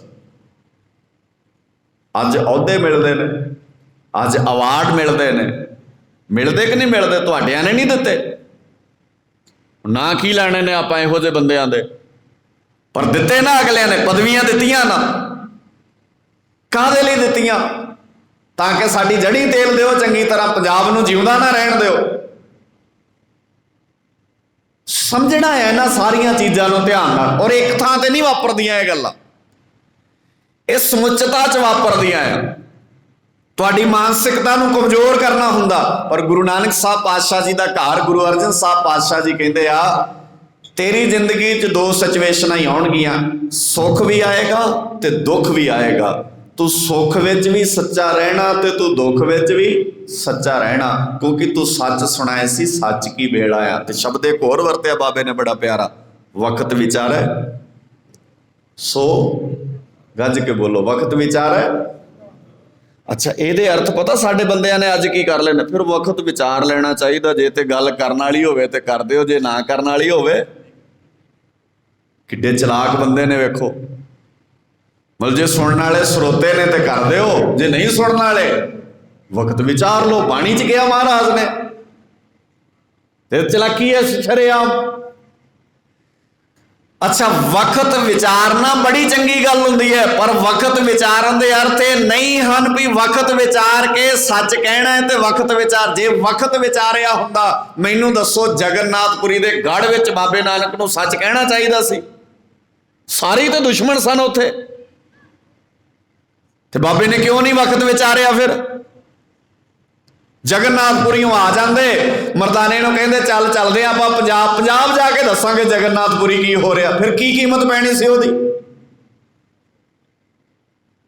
ਹਰਿਦੁਆਰ ਵੇਖ ਆਉਂਦੇ ਸਾਰੀਆਂ ਘਟਨਾਵਾਂ। ਮਰਦਾਨੇ ਨੂੰ ਕਹਿੰਦੇ ਯਾਰ ਆਪਾਂ 2 ਜਣੇ ਹੀ ਆ ਇੱਥੇ, ਇੰਨੇ ਬੰਦਿਆਂ ਨਾਲ ਕੌਣ ਲੜੂਗਾ? ਇਹ ਕੀ ਪਤਾ ਕਿੱਦਾਂ ਦੇ ਆਪਣੇ ਗਲ ਪੈ ਜਾਣਗੇ। ਤੇ ਬੰਦਾ ਖਪਾ ਦਿੰਦੇ ਨੇ, ਪਤਾ ਨਹੀਂ ਲੱਗਣ ਦਿੰਦੇ। ਆਪਾਂ ਪੰਜਾਬ ਚੱਲਦੇ ਆ, ਪੰਜਾਬ ਜਾ ਕੇ ਦੱਸਾਂਗੇ ਕੀ ਕਰਦੇ ਨੇ। ਕੀ ਕੀਮਤ ਪੈਣੀ ਸੀ ਉਹ ਸੱਚ ਦੀ? ਨਹੀਂ, ਇਹਨੂੰ ਵਕਤ ਵਿਚਾਰਨਾ ਕਹਿੰਦੇ।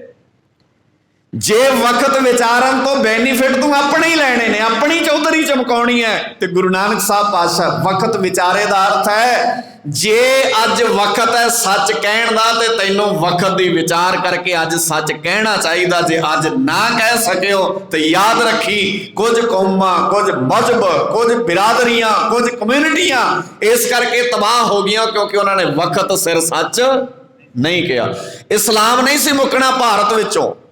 ਮੈਂ ਦਾਅਵੇ ਨਾਲ ਕਹਿਣਾ ਇਸਲਾਮ ਨਹੀਂ ਸੀ ਮੁੱਕਣਾ ਭਾਰਤ ਵਿੱਚੋਂ ਜੇ ਔਰੰਗਜ਼ੇਬ ਦੀਆਂ ਗਲਤ ਨੀਤੀਆਂ ਦਾ ਵਿਰੋਧ ਉਸ ਵਕਤ ਦਾ ਕਾਜ਼ੀ ਕਰਦਾ।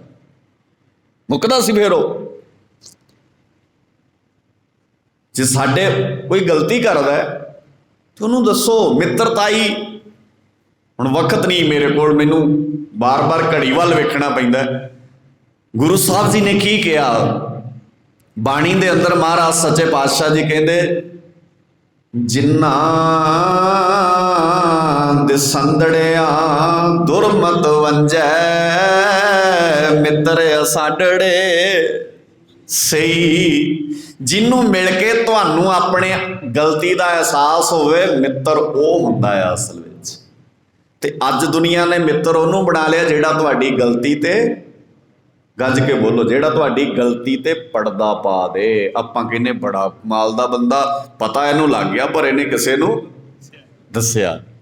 ਉਹ ਨਹੀਂ ਭਾਈ, ਇਹਨੇ ਤੁਹਾਡੇ ਅੰਦਰ ਕਮੀ ਨੂੰ ਹੱਲਾਸ਼ੇਰੀ ਦੇ ਦਿੱਤੀ, ਇਹਨੇ ਤੁਹਾਡੇ ਔਗਣ ਨੂੰ ਬੜਾਵਾ ਦੇ ਦਿੱਤਾ। ਤੁਸੀਂ ਇੱਕ ਝੂਠ ਬੋਲਿਆ, ਇਹ ਸਹਿਮਤ ਹੋ ਗਿਆ ਤੁਹਾਡੇ ਨਾਲ, ਕੱਲ ਨੂੰ ਤੁਸੀਂ ਇਹਦੇ ਤੋਂ ਵੱਡਾ। ਮੈਂ ਭਾਈ ਬੜੀ ਵਾਰ ਐਗਜ਼ਾਮਪਲ ਦਿੰਦਾ ਹੁੰਦਾ, ਪਹਿਲਾ ਝੂਠ ਬੋਲਣ ਵੇਲੇ ਜੇ ਟੋਕਣ ਵਾਲਾ ਕੋਈ ਹੋਵੇ ਤੇ ਸ਼ਾਇਦ ਦੁਨੀਆ 'ਚ ਕੋਈ ਵੀ ਬੰਦਾ ਝੂਠਾ ਨਾ ਹੋਵੇ। ਪਰ ਜਦੋਂ ਪਹਿਲਾਂ ਝੂਠ ਬੋਲਦੇ ਆ ਨਾ ਆਪਾਂ, ਫਿਰ ਸਾਡੇ ਮਿੱਤਰ ਕਹਿੰਦੇ ਅੱਛਾ ਏਦਾਂ ਕਮਾਲ ਕਰਤੀ ਤੂੰ, ਤੇ ਪਤਾ ਹੀ ਨਹੀਂ ਲੱਗਣ ਦਿੱਤਾ ਕਿਸੇ ਨੂੰ। ਮੈਨੂੰ ਲੱਗ ਗਿਆ ਆਪਾਂ ਵੀ ਨਹੀਂ ਦੱਸਦੇ ਕਿਸੇ ਨੂੰ, ਖਿੱਚ ਕੇ ਰੱਖ ਕੰਮ। ਪਰ ਇਹ ਯਾਦ ਰੱਖਿਓ, ਜੋ ਅੱਜ ਹੋਇਆ ਇਹ ਛੋਟਾ ਜਿਹਾ ਆ, ਜੋ ਕੱਲ ਹੋਣਾ ਇਹਦੇ ਤੋਂ ਵੱਡਾ ਹੋਊ, ਤੇ ਜੋ ਪਰਸੋਂ ਹੋਊ ਉਹਦੇ ਤੋਂ ਹੀ ਵੱਡਾ ਹੋਊ, ਤੇ ਇੱਕ ਦਿਨ ਐਡਾ ਵੱਡਾ ਹੋਊ। ਫਿਰ ਤੈਨੂੰ ਇਹ ਬੋਲ ਚੇਤੇ ਕਰਨੇ ਪੈਣਗੇ, ਇਹਨਾਂ ਗੱਲਾਂ ਨੂੰ ਯਾਦ ਰੱਖਣਾ ਪਊਗਾ। ਕਰਨੋ ਹੁਤੋ ਸੋ ਨਾ ਕੀਓ, ਪਰਿਓ ਲੋਭ ਕੈ ਫੰਦ, ਨਾਨਕ ਸਮਿਓ ਰਮ ਗਇਓ, ਅਬ ਕਿਉਂ ਰੋਵਤ ਅੰਧ। ਅੰਨਿਆ ਹੁਣ ਕੀ ਫਾਇਦਾ, ਵਕਤ ਤੇ ਲੰਘ ਗਿਆ, ਵਕਤ ਤੇ ਵਿਚਾਰਿਆ ਨਹੀਂ ਤੂੰ ਨਿੱਕੀ ਨਿੱਕੀਆਂ ਚੀਜ਼ਾਂ ਕਰਕੇ। ਜਦੋਂ ਗੁਰੂ ਨਾਨਕ ਸਾਹਿਬ ਪਾਤਸ਼ਾਹ ਜੀ ਦੇ ਕੋਲ, ਗੁਰੂ ਅਰਜਨ ਸਾਹਿਬ ਪਾਤਸ਼ਾਹ ਜੀ ਦੇ ਕੋਲ, ਨਾਨਕ ਦੀ ਪੰਜਵੀਂ ਜੋਤ ਕੋਲ ਚਾਰ ਭਗਤ ਬਾਣੀ ਲੈ ਕੇ ਆਏ ਨਾ, ਕਾਨਾ, ਪਿੱਲੂ, ਛੱਜੂ ਤੇ ਸ਼ਾਹੋ ਸ਼ਾਹ। ਆਣ ਕੇ ਕਹਿੰਦੇ ਬਾਬਾ ਸਾਡੀ ਬਾਣੀ ਵੀ ਦਰਜ ਕਰ ਦਿਓ। ਬੜਾ ਵੱਡਾ ਫਿਰਕਾ ਸਾਡੇ ਨਾਲ, ਅਸੀਂ ਇਸ ਫਿਰਕੇ ਦੇ ਆਗੂ ਆ, ਇੰਨੇ ਬੰਦੇ ਨੇ ਸਾਡੇ ਨਾਲ, ਸਾਡੀਆਂ 4 ਲਾਈਨਾਂ ਲਿਖ ਦਿਓ ਇਹਦੇ 'ਚ। ਮਹਾਰਾਜ ਕਹਿੰਦੇ ਦੱਸ ਕੀ ਲਿਖਣਾ ਆ। ਕਾਨੇ ਨੇ ਸ਼ੁਰੂ ਕੀਤਾ, ਪੀਲੂ ਨੇ ਸ਼ੁਰੂ ਕੀਤਾ, ਛੱਜੂ ਨੇ ਸ਼ੁਰੂ ਕੀਤਾ। ਕਾਗਤ ਸੰਧੀ ਇਸਤਰੀ ਤੋਨਾ ਤ੍ਰਿਆ ਨਿਹਾਰ। ਉਹਨਾਂ ਭਗਤਾਂ ਵਿੱਚੋਂ ਇੱਕ ਭਗਤ ਕਹਿੰਦਾ ਔਰਤ ਕਾਗਜ਼ ਦੀ ਵੀ ਬਣੀ ਹੋਵੇ ਉਹਦੇ ਵੱਲ ਨਹੀਂ ਵੇਖਣਾ ਚਾਹੀਦਾ। ਤੇ ਮੇਰੇ ਬਾਬੇ ਨਾਨਕ ਨੇ ਕਿਹਾ ਹੈ ਔਰਤ ਕੱਖਾਂ ਦੀ ਵੀ ਬਣੀ ਹੋਵੇ ਤੇ ਨਹੀਂ ਵੇਖਣਾ ਚਾਹੀਦਾ। ਕਹਿੰਦੇ ਕਿਉਂ? ਕਹਿੰਦੇ ਔਰਤ ਵੱਲ ਵੇਖਣ ਨਾਲ ਈਮਾਨ ਡਿੱਗ ਜਾਂਦਾ। ਮੇਰੇ ਬਾਬੇ ਨਾਨਕ ਨੇ ਕਿਹਾ ਫਿਰ ਤੂੰ ਆਪਣੀ ਮਾਂ ਵੱਲ ਵੇਖਿਆ ਕਦੀ ਕਿ ਨਹੀਂ? ਉਹ ਵੀ ਔਰਤ ਹੈ। ਤੇ ਜਿਸ ਦਰ ਤੇ ਤੂੰ ਬਾਣੀ ਲਿਖਾਉਣ ਆ ਗਿਆ, ਇਹ ਦਰ ਤੇ ਕਹਿੰਦਾ ਪਰ ਤ੍ਰੈ ਰੂਪ ਨਾ ਪੇਖੈ ਨੇਤਰ। ਔਰਤ ਵੱਲ ਨਹੀਂ ਵੇਖਣਾ, ਇਹ ਨਹੀਂ ਲਿਖਿਆ। ਇੱਥੇ ਲਿਖਿਆ ਸਾਰਿਆਂ ਵੱਲ ਵੇਖ। ਤੇ ਇੱਥੇ ਲਿਖਿਆ ਸੋ ਕਿਉ ਮੰਦਾ ਆਖੀਐ ਜਿਤ ਜਮੈ ਰਾਜਾਨਾ। ਇੱਥੇ ਤੇ ਇਹ ਲਿਖਿਆ ਵੀ ਉਹਨੂੰ ਮਾੜਾ ਕਿਵੇਂ ਕਹਿਦਾ ਜਿਹਨੇ ਰਾਜਿਆਂ ਮਹਾਰਾਜਿਆਂ ਨੂੰ ਜਨਮ ਦਿੱਤਾ। ਤੂੰ ਕਹਿੰਦਾ ਇਹ ਕਾਗਜ਼ ਦੀ ਬਣੀ ਵੀ ਖਤਰਨਾਕ ਹੈ। ਲੈ ਜਾ ਆਪਣੀ ਬਾਣੀ, ਤੇਰੀ ਨਹੀਂ ਪ੍ਰਵਾਨ। ਦੂਜੇ ਨੇ ਸ਼ੁਰੂ ਕੀਤੀ, ਮੇਰੀ ਲਿਖ ਦੋ। ਜੋ ਸੁਖ ਛੱਜੂ ਦੇ ਚਬਾਰੇ ਨਾ ਬਲਖ ਨਾ ਬੁਖਾਰੇ। ਬਾਬੇ ਨੇ ਕਿਹਾ ਅੱਛਾ ਤੇਰੇ ਕੋਲ ਜੋ ਸੁੱਖ ਹੈ ਉਹ ਕਿਤੇ ਵੀ ਨਹੀਂ, ਪਰ ਇੱਥੇ ਤੇਰੀ ਬਾਣੀ ਚੋਂ, ਤੇਰੇ ਬੋਲਾਂ ਚੋਂ ਹਉਮੈ ਝਲਕਦੀ ਹੈ। ਇੱਥੇ ਤੇ ਇਹ ਲਿਖਿਆ ਕਬੀਰ ਸੰਤਨ ਕੀ ਚੁਗੀਆਂ ਭਲੇ ਪੱਠ ਕੁਸਤੀ ਗਾਓ। ਇੱਥੇ ਤੇ ਮੈਂ ਵਾਲੀ ਖੇਡ ਹੀ ਨਹੀਂ ਹੈ। ਤੇ ਉਹ ਚਾਰੇ ਦੇ ਚਾਰ ਪਤਾ ਉਹਨਾਂ ਨੇ ਇਹ ਵੀ ਕਿਹਾ ਬਾਬਾ ਸਾਡੇ ਨਾਲ ਲੋਕ ਬੜੇ ਨੇ, ਤੇ ਜਿਨ੍ਹਾਂ ਦੀ ਤੂੰ ਬਾਣੀ ਦਰਜ ਕਰ ਲਈ ਹੈ ਨਾ ਇਹਦੇ 'ਚ ਭਗਤ ਰਵਿਦਾਸ ਜੀ ਦੀ, ਇਹਨਾਂ ਨਾਲ ਬਹੁਤੇ ਬੰਦੇ ਨਹੀਂ ਹੈ। ਅਸੀਂ ਉੱਚੀ ਜਾਤ ਵਾਲੇ ਆ, ਸਾਡਾ ਰੁਤਬਾ ਬੜਾ समाज ਵਿੱਚ। ਤੇ ਵਕਤ ਦੀ ਵਿਚਾਰ ਕਰੋ, ਸਾਡੇ ਵਾਲੀ ਬਾਣੀ ਲਿਖੋ, ਬਹੁਤ ਵੱਡਾ ਫਿਰਕਾ ਤੁਹਾਡੇ ਨਾਲ ਜੁੜ ਜਾਣਾ। ਮੇਰੇ ਬਾਬੇ ਨਾਨਕ ਨੇ ਕਿਹਾ, ਮੈਂ ਇਕੱਲਾ ਹੀ ਰਹਿ ਜਾ, ਭਾਵੇਂ ਇੱਕੋ ਹੀ ਹੋਵਾਂ, ਪਰ ਮੈਂ ਕੂੜ ਕਬਾੜ ਨਹੀਂ ਲਿਖ ਸਕਦਾ। ਤੇ ਅੱਜ ਕਿੰਨਾ ਕੂੜ ਕਬਾੜ ਤੁਹਾਡੇ ਆਲੇ ਦੁਆਲੇ ਅਗਲਿਆਂ ਨੇ ਪਰੋਸ ਕੇ ਰੱਖਤਾ, ਬਾਣੀ ਦੇ ਬਰਾਬਰ ਲਿਆਣ ਕੇ ਖੜੀਆਂ ਕਰਤੀਆਂ ਗੱਲਾਂ। ਇਹਦਾ ਮਤਲਬ ਹੈ ਉਸ ਵੇਲੇ ਤੇ ਨਹੀਂ ਪ੍ਰਵਾਨ ਹੋਇਆ, ਕਿਉਂਕਿ ਉਸ ਵੇਲੇ ਗੁਰੂ ਅਰਜਨ ਸਾਹਿਬ ਪਾਤਸ਼ਾਹ ਜੀ ਮੌਜੂਦ ਨੇ, ਉਹਨਾਂ ਨਹੀਂ ਪ੍ਰਵਾਨ ਕੀਤਾ। ਅੱਜ ਦੇ ਸਿੱਖ ਨੇ ਜੇ ਗੁਰੂ ਗ੍ਰੰਥ ਸਾਹਿਬ ਦੇ ਮੁਕਾਬਲੇ ਤੇ ਕੁਝ ਪ੍ਰਵਾਨ ਕਰ ਲਿਆ, ਇਹਦਾ ਮਤਲਬ ਹੈ ਗੁਰੂ ਅਰਜਨ ਸਾਹਿਬ ਪਾਤਸ਼ਾਹ ਜੀ ਸ਼ਹੀਦੀ ਤੇ ਤੁਹਾਡੀ ਮਨਾਉਂਦੇ ਆ, ਪਰ ਸਹੀ ਅਰਥਾਂ 'ਚ ਤੁਹਾਨੂੰ ਅਸੀਂ ਅੱਜ ਹਾਜ਼ਰ ਨਾਜ਼ਰ ਨਹੀਂ ਸਮਝਦੇ। ਜੇ ਸਮਝਦੇ ਹੁੰਦੇ ਫਿਰ ਇਹਦੇ ਮੁਕਾਬਲੇ ਆਉਣ ਦਿੰਦੇ ਕਿਸੇ ਨੂੰ? ਸਵਾਲ ਹੀ ਪੈਦਾ ਨਹੀਂ ਹੁੰਦਾ। ਤੇ ਜੇ ਮੁਕਾਬਲੇ ਤੇ ਆਇਆ ਹੈ ਕੋਈ, ਇਹਦਾ ਮਤਲਬ ਹੈ ਉਹਨਾਂ ਨੂੰ ਪਤਾ ਹੈ ਹੁਣ ਇਹ ਕੱਚੇ ਬਿੱਲੇ ਨੇ, ਜਿਹੜੀਆਂ ਮਰਜ਼ੀ ਚੀਜ਼ਾਂ ਦੇ ਦਿਓ ਇਹਨਾਂ ਨੂੰ ਪ੍ਰਵਾਨ ਕਰ ਲੈਣੀਆਂ। ਸੋ ਜੇ ਸੁਖ ਦੇ ਤਾਂ ਤੁਝੇ ਅਰਾਧੀ, ਦੁੱਖ ਵੀ ਤੁਝੇ ਧਿਆਈ, ਜੇ ਭੁੱਖ ਦੇ ਤਾਂ ਇਤ ਹੀ ਰਾਜਾਂ ਦੁੱਖ ਵਿੱਚ ਸੁਖ ਮਨਾਈ। ਹਾਲਾਤ ਜਿੱਦਾਂ ਦੇ ਮਰਜ਼ੀ ਹੋਣ, ਗੁਰੂ ਨਾਨਕ ਦੇ ਧੀਆਂ ਪੁੱਤਰੋ ਤਗੜੇ ਹੋ ਕੇ ਰਿਹਾ ਕਰੋ। ਹਾਲਾਤਾਂ ਨਾਲ ਡਰ ਜਾਣਾ ਤੇ ਹਾਲਾਤਾਂ ਨਾਲ ਦੇ ਸਾਹਮਣੇ ਖੜ ਜਾਣਾ, ਇਹ ਦੋਵਾਂ ਚੀਜ਼ਾਂ ਨੇ ਇਤਿਹਾਸ ਸਿਰਜਣਾ ਹੁੰਦਾ। ਜਿਹੜੇ ਹਾਲਾਤ ਦੇ ਸਾਹਮਣੇ ਘੁਟਨੇ ਟੇਕ ਜਾਂਦੇ ਨੇ, ਉਹ ਇਤਿਹਾਸ ਦੇ ਪੰਨਿਆਂ 'ਚ ਗਲਤ ਹਰਫ ਵਾਂਗਰਾਂ ਮਿਟ ਜਾਇਆ ਕਰਦੇ ਨੇ। ਜਿਹੜੇ ਇਤਿਹਾਸ ਦੇ ਵਿੱਚ ਹਾਲਾਤਾਂ ਦੇ ਸਾਹਮਣੇ ਮੱਥਾ ਲਾ ਲੈਂਦੇ ਨੇ, ਉਹਨਾਂ ਦੇ ਸਰੀਰ ਭਾਵੇਂ ਰਹਿਣ ਨਾ ਰਹਿਣ, ਪਰ ਉਹਨਾਂ ਦੀ ਵਿਚਾਰਧਾਰਾ ਸਦਾ ਵਾਸਤੇ ਜਿਉਂਦੀ ਰਹਿ ਜਾਂਦੀ ਹੈ। ਗੁਰੂ ਸਾਹਿਬ ਜੀ ਦੇ ਸਰੀਰ ਨੂੰ ਤੇ ਸਾੜ ਲਿਆ, ਸਰੀਰ ਨੂੰ ਤੇ ਮੁਕਾ ਲਿਆ 1606 ਵਿੱਚ, ਪਰ ਭੱਟਾਂ ਨੇ ਕਿਹਾ, ਕੌਣ ਕਹੈ ਗੁਰੂ ਮੋਇਓ। ਕਿਹਨੂੰ ਇੰਜ ਲੱਗਦਾ ਵੀ ਗੁਰੂ ਨਹੀਂ ਰਹਿ ਗਿਆ ਇੱਥੇ? ਗੁਰੂ ਤੇ ਅੱਜ ਵੀ ਹੈ, ਸਾਡੇ ਸਾਰਿਆਂ 'ਚ ਹੀ ਵਿਚਰਦਾ ਹੈ। ਗੁਰੂ ਸਾਹਿਬ ਜੀ ਹਮੇਸ਼ਾ ਹੀ ਜਿਉਂਦੇ ਹੁੰਦੇ ਨੇ, ਪਰ ਉਹ ਗੱਲ ਹੈ ਅਸੀਂ ਉਹਨਾਂ ਨੂੰ ਕਿੰਨਾ ਕੁ ਜਿਉਂਦਿਆਂ ਰੱਖਣਾ। ਸੋ ਲੋੜ ਹੈ ਉਹਨਾਂ ਸਾਰੀਆਂ ਗੱਲਾਂ ਨੂੰ ਅੱਜ ਆਪਣੇ ਹਿਰਦੇ 'ਚ ਵਸਾ ਕੇ ਸਤਿਗੁਰਾਂ ਦੀ ਸ਼ਹਾਦਤ ਮਨਾਉਂਦੇ ਆ। ਇਹ ਜਿਹੜੇ ਵਕਤ ਦੇ ਚੈਲੰਜ ਨੇ, ਇਹਨਾਂ ਨੂੰ ਵੀ ਕਬੂਲਣਾ ਸਿੱਖੋ, ਬਾਣੀ ਨੂੰ ਸਮਝਣਾ ਸਿੱਖੋ, ਬਾਣੀ ਨੂੰ ਵਿਚਾਰਨਾ ਸਿੱਖੋ, ਇਹਨਾਂ 'ਤੇ ਸੰਵਾਦ ਕਰਨੇ ਸਿੱਖੋ, ਇਹਨਾਂ 'ਤੇ ਚਰਚਾ ਕਰਿਆ ਕਰੋ ਬੈਠ ਕੇ ਕਈ ਦਿਨ, ਕਈ ਘੰਟੇ। ਗੁਰਦੁਆਰੇ ਸਿੱਖ ਨੇ ਮੱਥਾ ਟੇਕ ਕੇ ਨਹੀਂ ਮੁੜ ਜਾਣਾ ਹੁੰਦਾ, ਗੁਰਦੁਆਰੇ ਆਣ ਕੇ ਸਿੱਖ ਨੇ ਗੁਰੂ ਨਾਲ ਗੱਲ ਕਰਨੀ ਹੁੰਦੀ ਹੈ। ਸੋ ਜਦੋਂ ਤੁਸੀਂ ਇਸ ਤਰ੍ਹਾਂ ਦੇ ਹਾਲਾਤ ਸਿਰਜ ਲਓਗੇ ਵੀ ਦੁੱਖ ਹੋਵੇ, ਭੁੱਖ ਹੋਵੇ, ਹਾਲਾਤ ਜਿਹੜੇ ਮਰਜ਼ੀ ਹੋਣ, ਅਸੀਂ ਪਹਿਰਾ ਸੱਚ ਤੇ ਦੇਣਾ, ਫਿਰ ਸੱਚ ਨੇ ਤੁਹਾਡੇ ਮਗਰ ਆਪੇ ਹੀ ਤੁਰ ਪੈਣਾ ਹੁੰਦਾ। ਨਾ ਤੁਹਾਡੀਆਂ ਉਮਰਾਂ ਦੇ ਤਕਾਜ਼ੇ ਹੁੰਦੇ ਨੇ, ਨਾ ਤੁਹਾਡੀਆਂ ਗਿਣਤੀਆਂ ਦੇ ਤਕਾਜ਼ੇ ਹੁੰਦੇ ਨੇ। ਅਸੀਂ ਗਿਣਤੀਆਂ ਮਿਣਤੀਆਂ ਦੇ ਚੱਕਰ 'ਚ ਪੈਂਦੇ ਤੇ ਬਹੁਤ ਪਹਿਲਾਂ ਹਾਰ ਜਾਂਦੇ। ਅਸੀਂ ਗਿਣਤੀਆਂ ਮਿਣਤੀਆਂ ਤੋਂ ਉੱਪਰ ਉੱਠ ਕੇ ਹੀ ਰਹਿੰਦੇ ਹਾਂ ਹਮੇਸ਼ਾ। ਇਸੇ ਕਰਕੇ ਅਸੀਂ 40 ਸਾਂ ਤੇ ਬਾਹਰ ਲੱਖਾਂ ਦਾ ਘੇਰਾ ਸੀ, ਲੱਖਾਂ ਹਾਰ ਗਿਆ, 40 ਜਿੱਤ ਗਏ, ਕਿਉਂਕਿ ਅਸੀਂ ਗਿਣਤੀਆਂ ਦੀ ਧਾਰਾ ਤੋੜਨੀ ਸਾਨੂੰ ਆਉਂਦੀ ਹੈ। ਗੁਰੂ ਮਿਹਰ ਕਰੇ, ਗੁਰੂ ਅਰਜਨ ਸਾਹਿਬ ਪਾਤਸ਼ਾਹ ਜੀ ਦਾ ਸ਼ਹਾਦਤ ਪੁਰਬ ਮਨਾਉਂਦੇ ਆ। ਇਹਨਾਂ ਗੱਲਾਂ ਨੂੰ ਬੜੀ ਗੰਭੀਰਤਾ ਨਾਲ ਸੋਚਿਓ। ਗੁਰੂ ਗ੍ਰੰਥ ਸਾਹਿਬ ਦਾ ਪ੍ਰਕਾਸ਼ ਹੋਣਾ ਗੁਰੂ ਅਰਜਨ ਸਾਹਿਬ ਪਾਤਸ਼ਾਹ ਜੀ ਦੀ ਸ਼ਹਾਦਤ ਦਾ ਵੱਡਾ ਕਾਰਨ ਹੈ। ਸਭ ਤੋਂ ਵੱਡਾ ਕਾਰਨ ਹੈ ਗੁਰੂ ਅਰਜਨ ਸਾਹਿਬ ਜੀ ਦੀ ਸ਼ਹਾਦਤ ਦਾ, ਗੁਰੂ ਗ੍ਰੰਥ ਸਾਹਿਬ ਦਾ ਪ੍ਰਕਾਸ਼ ਹੋਣਾ। ਵਕਤ ਦੇ ਚਲਾਕ ਬੰਦਿਆਂ ਨੇ ਤੁਹਾਨੂੰ ਇਸ ਗੱਲ ਤੇ ਮਨਾ ਲਿਆ ਹੈ ਕਿ ਹਰ ਸਿੱਖ ਬਾਣੀ ਨਹੀਂ ਪੜ੍ਹ ਸਕਦਾ, ਕਿਉਂਕਿ ਜੇ ਬਾਣੀ ਪੜ੍ਹਦਿਆਂ ਗਲਤੀ ਹੋਏਗੀ ਤੇ ਪਾਪ ਲੱਗੂਗਾ। ਜਹਾਂਗੀਰ ਕੀ ਚਾਹੁੰਦਾ ਸੀ ਵੀ ਲੋਕ ਬਾਣੀ ਨਾ ਪੜ੍ਹਨ, ਕਿਉਂਕਿ ਬਾਣੀ 'ਚ ਲਿਖਿਆ ਹੋਇਆ ਤਖਤ ਰਾਜਾ ਸੋਭਾ ਹੈ ਜੋ ਤਖਤ ਤੇ ਲਾਇਕ ਹੋਏ। ਇੱਕ ਗੱਲ ਹੋਰ ਕਹਿ ਦਿਆਂ ਜਾਂਦਾ, ਤੁਸੀਂ ਗੁਰਦੁਆਰਿਆਂ 'ਚ ਇਹ ਕਹਿਣਾ ਸ਼ੁਰੂ ਕਰਤਾ ਵੀ ਗੁਰਦੁਆਰੇ ਰਾਜਨੀਤੀ ਦੀਆਂ ਗੱਲਾਂ, ਬੋਲੋ ਗੱਜ ਕੇ, ਗੁਰਦੁਆਰੇ ਰਾਜਨੀਤੀ ਦੀਆਂ ਗੱਲਾਂ ਨਹੀਂ ਹੋਣੀਆਂ ਚਾਹੀਦੀਆਂ। ਕਿੱਥੇ ਹੋਣਗੀਆਂ ਫਿਰ? ਅੱਛਾ, ਗੁਰੂ ਅਰਜਨ ਸਾਹਿਬ ਪਾਤਸ਼ਾਹ ਜੀ ਦੀ ਸ਼ਹਾਦਤ ਰਾਜਨੀਤੀ ਹੈ ਕਿ ਧਾਰਮਿਕ ਹੈ? ਜਹਾਂਗੀਰ ਕੌਣ ਹੈ? ਧਾਰਮਿਕ ਬੰਦਾ ਆ ਕੋਈ? ਨਾਲੇ ਤੁਸੀਂ ਗੁਰਦੁਆਰੇ ਦਿਨ 'ਚ 2 ਵਾਰ ਤੇ ਕਹਿੰਦੇ ਹੋ ਰਾਜ ਕਰੇਗਾ, ਬੋਲੋ ਰਾਜ ਕਰੇਗਾ, ਇਹ ਕੀ ਹੈ ਫਿਰ? ਤੇ ਰਾਜਨੀਤੀ ਤੇ ਰੋਜ਼ ਹੋ ਰਹੀ ਹੈ ਫਿਰ ਇੱਥੇ। ਤੇ ਜੇ ਰਾਜ ਕਰੇਗਾ, ਖਾਲਸਾ ਪੜ੍ਹਿਆ ਜਾ ਰਿਹਾ, ਫਿਰ ਉਹਦੇ ਅੱਗੇ ਵੀ ਚਲੇ ਜਾਓ, ਜੋ ਪ੍ਰਭੂ ਕੋ ਮਿਲਵੋ ਚਾਹੇ, ਬੋਲੋ ਗੱਜ ਕੇ, ਜੋ ਪ੍ਰਭੂ ਕੋ ਕਿੱਥੋਂ ਮਿਲੇ?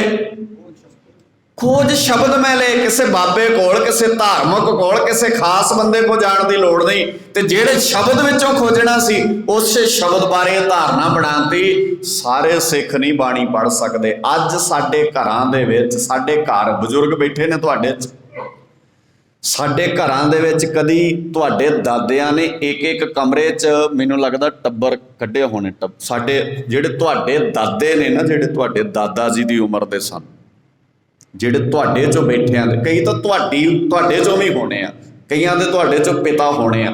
ਕਮਰਾ ਇੱਕ ਹੁੰਦਾ ਸੀ ਘਰ ਵਿੱਚ, ਜੀ ਕਿੰਨੇ ਹੁੰਦੇ ਸੀ? 10। ਤੇ ਇੱਕ ਕਮਰੇ ਦੇ ਵਿੱਚ 10 ਜੀ ਰਹਿੰਦੇ ਸੀ, ਪਰ ਪੋਥੀ ਜ਼ਰੂਰ ਰੱਖਦੇ ਸੀ ਘਰ। ਕੀ ਰੱਖਦੇ ਸੀ? ਪੋਥੀ। ਹੁਣ ਘਰ ਹੈ ਬਹੁਤ ਵੱਡਾ, ਜੀ ਰਹਿੰਦੇ ਨੇ 2, ਪਰ ਘਰ ਪੋਥੀ ਹੈ ਨਹੀਂ। ਇਹ ਹੈ ਜਹਾਂਗੀਰ ਦੀ ਨੀਤੀ। ਪੋਥੀ ਕੱਢੋ ਇਹਨਾਂ ਦੇ ਘਰ ਵਿੱਚ। ਜੇ ਇਹਨਾਂ ਕੋਲ ਪੋਥੀ ਰਹਿ ਗਈ ਨਾ, ਅਸੀਂ ਮਰਦੇ ਨਹੀਂ ਸਾਂ। ਸਾਡਾ ਰਾਜ ਸੀ। ਆ ਜਿਹੜੀ ਰਿਆਸਤ ਤੁਸੀਂ ਬੈਠੇ ਹੋ ਨਾ, ਤੁਹਾਡੇ ਪੁਰਖਿਆਂ ਦੀ ਰਿਆਸਤ ਹੈ। ਇਹ ਹਰੀ ਸਿੰਘ ਨਲਵੇ ਨੇ ਰਾਜ ਕਾਇਮ ਕੀਤਾ ਇੱਥੇ। ਪਿੱਛੇ ਜੋ ਲਾਲ ਕਿਲੇ ਤੇ ਕੇਸਰੀ ਨਿਸ਼ਾਨ ਚੜਾਤਾ, ਤੇ ਸਾਡੇ ਬੰਦੇ ਵੀ ਕਹੀ ਐਵੇਂ ਲੈ ਜੀ ਲਾਲ ਕਿਲੇ ਤੇ ਕੇਸਰੀ ਨਿਸ਼ਾਨ। ਉਹ ਇਹ ਲੱਗਦੇ ਕੀ ਨੇ ਲਾਲ ਕਿਲੇ ਦੇ? ਲਾਲ ਕਿਲਾ ਸਾਡਾ ਹੈ, ਅਸੀਂ ਆਜ਼ਾਦ ਕਰਾਇਆ ਲਾਲ ਕਿਲਾ। ਇਸ ਲਾਲ ਕਿਲੇ ਤੇ ਹੈਦਰੀ ਝੰਡੇ ਝੁੱਲਦੇ ਸਨ। ਇਸ ਲਾਲ ਕਿਲੇ ਤੋਂ ਹੈਦਰੀ ਝੰਡਾ ਪੁੱਟ ਕੇ ਕੇਸਰੀ ਝੰਡਾ ਅਸੀਂ ਲਾਇਆ, ਤੇ ਸਾਡੇ ਝੰਡੇ ਪੁੱਟਣ ਦੀਆਂ ਗੱਲਾਂ ਕਰਦੇ ਨੇ। ਅਸੀਂ ਨਹੀਂ ਆਉਂਦੇ ਇਸ ਗੱਲ ਵਿੱਚ। ਗੱਲ ਵੱਖਰੀ ਹੈ, ਕਿਉਂਕਿ ਅਸੀਂ ਦਿਆਲੂ ਵੀ ਬਹੁਤ ਆ, ਅਸੀਂ ਮਹਾਨ ਵੀ ਬਹੁਤ ਆ। ਅਸੀਂ ਇਹ ਚੱਕਰ 'ਚ ਨਹੀਂ ਪੈਂਦੇ। ਸਾਨੂੰ ਨਹੀਂ ਲੱਗਦਾ ਕਿਸੇ ਜ਼ਮੀਨ ਤੇ ਕੋਈ ਰਾਜ ਕਰਕੇ ਰਾਜੇ ਬਣਿਆ ਜਾ ਸਕਦਾ ਹੈ। ਸਾਨੂੰ ਗੁਰੂ ਨਾਨਕ ਸਾਹਿਬ ਜੀ ਨੇ ਰਾਜੇ ਬਣਾਇਆ। ਜ਼ਮੀਨਾਂ ਤੇ ਰਾਜ ਕਰ ਲਓ ਤੁਸੀਂ। ਸਾਡੇ ਕੋਲ ਗੁਰੂ ਨਾਨਕ ਦੀ ਬਾਣੀ ਹੋਈ, ਅਸੀਂ ਬਿਨਾਂ ਕਿਸੇ ਜ਼ਮੀਨ ਦੇ ਟੁਕੜੇ ਤੇ ਰਾਜ ਕਰਨ ਤੋਂ ਬਿਨਾਂ ਵੀ ਰਾਜੇ ਆ। ਪਰ ਜੇ ਗੁਰੂ ਨਾਨਕ ਦੇ ਧੀਆਂ ਪੁੱਤ ਹੋ, ਜੋ ਜਹਾਂਗੀਰ ਚਾਹੁੰਦਾ ਸੀ ਉਹ ਨਾ ਹੋਣ ਦਿਓ। ਘਰ ਬਹੁਤ ਵੱਡਾ ਹੈ, ਤੇ ਸਾਡੀ ਦਲੀਲ ਪਤਾ ਕੀ ਹੁੰਦੀ ਹੈ? ਜੇ ਪੁੱਛੋ ਪੋਥੀ ਨਹੀਂ ਰੱਖੀ ਘਰ, ਬਾਣੀ, ਉਹ ਜੀ ਘਰ ਨਾਲ ਸਫਾਈ ਨਹੀਂ ਰਹਿੰਦੀ। ਕੀ ਨਹੀਂ ਰਹਿੰਦਾ? ਇਹਦਾ ਮਤਲਬ ਗੰਦੇ ਘਰ 'ਚ ਰਹਿੰਦੇ ਆ ਆਪਾਂ। ਜੇ ਗੰਦਾ ਘਰ ਹੈ ਤਾਂ ਤੁਸੀਂ ਕਿਵੇਂ ਰਹੀ ਜਾਂਦੇ ਹੋ ਉੱਥੇ? ਹੁਣ ਇਹ ਤੁਸੀਂ ਸਮਝ ਗਏ ਹੋਣੇ ਆ ਵੀ ਗੰਦਾ ਕੀ ਹੁੰਦਾ। ਫਿਰ ਪਤਾ ਤਾਂ ਤੁਹਾਨੂੰ ਲੱਗ ਗਿਆ ਹੋਣਾ। ਮੈਂ ਚਲੋ ਇਹਦੇ ਡਿਟੇਲ 'ਚ ਨਹੀਂ ਜਾਂਦਾ।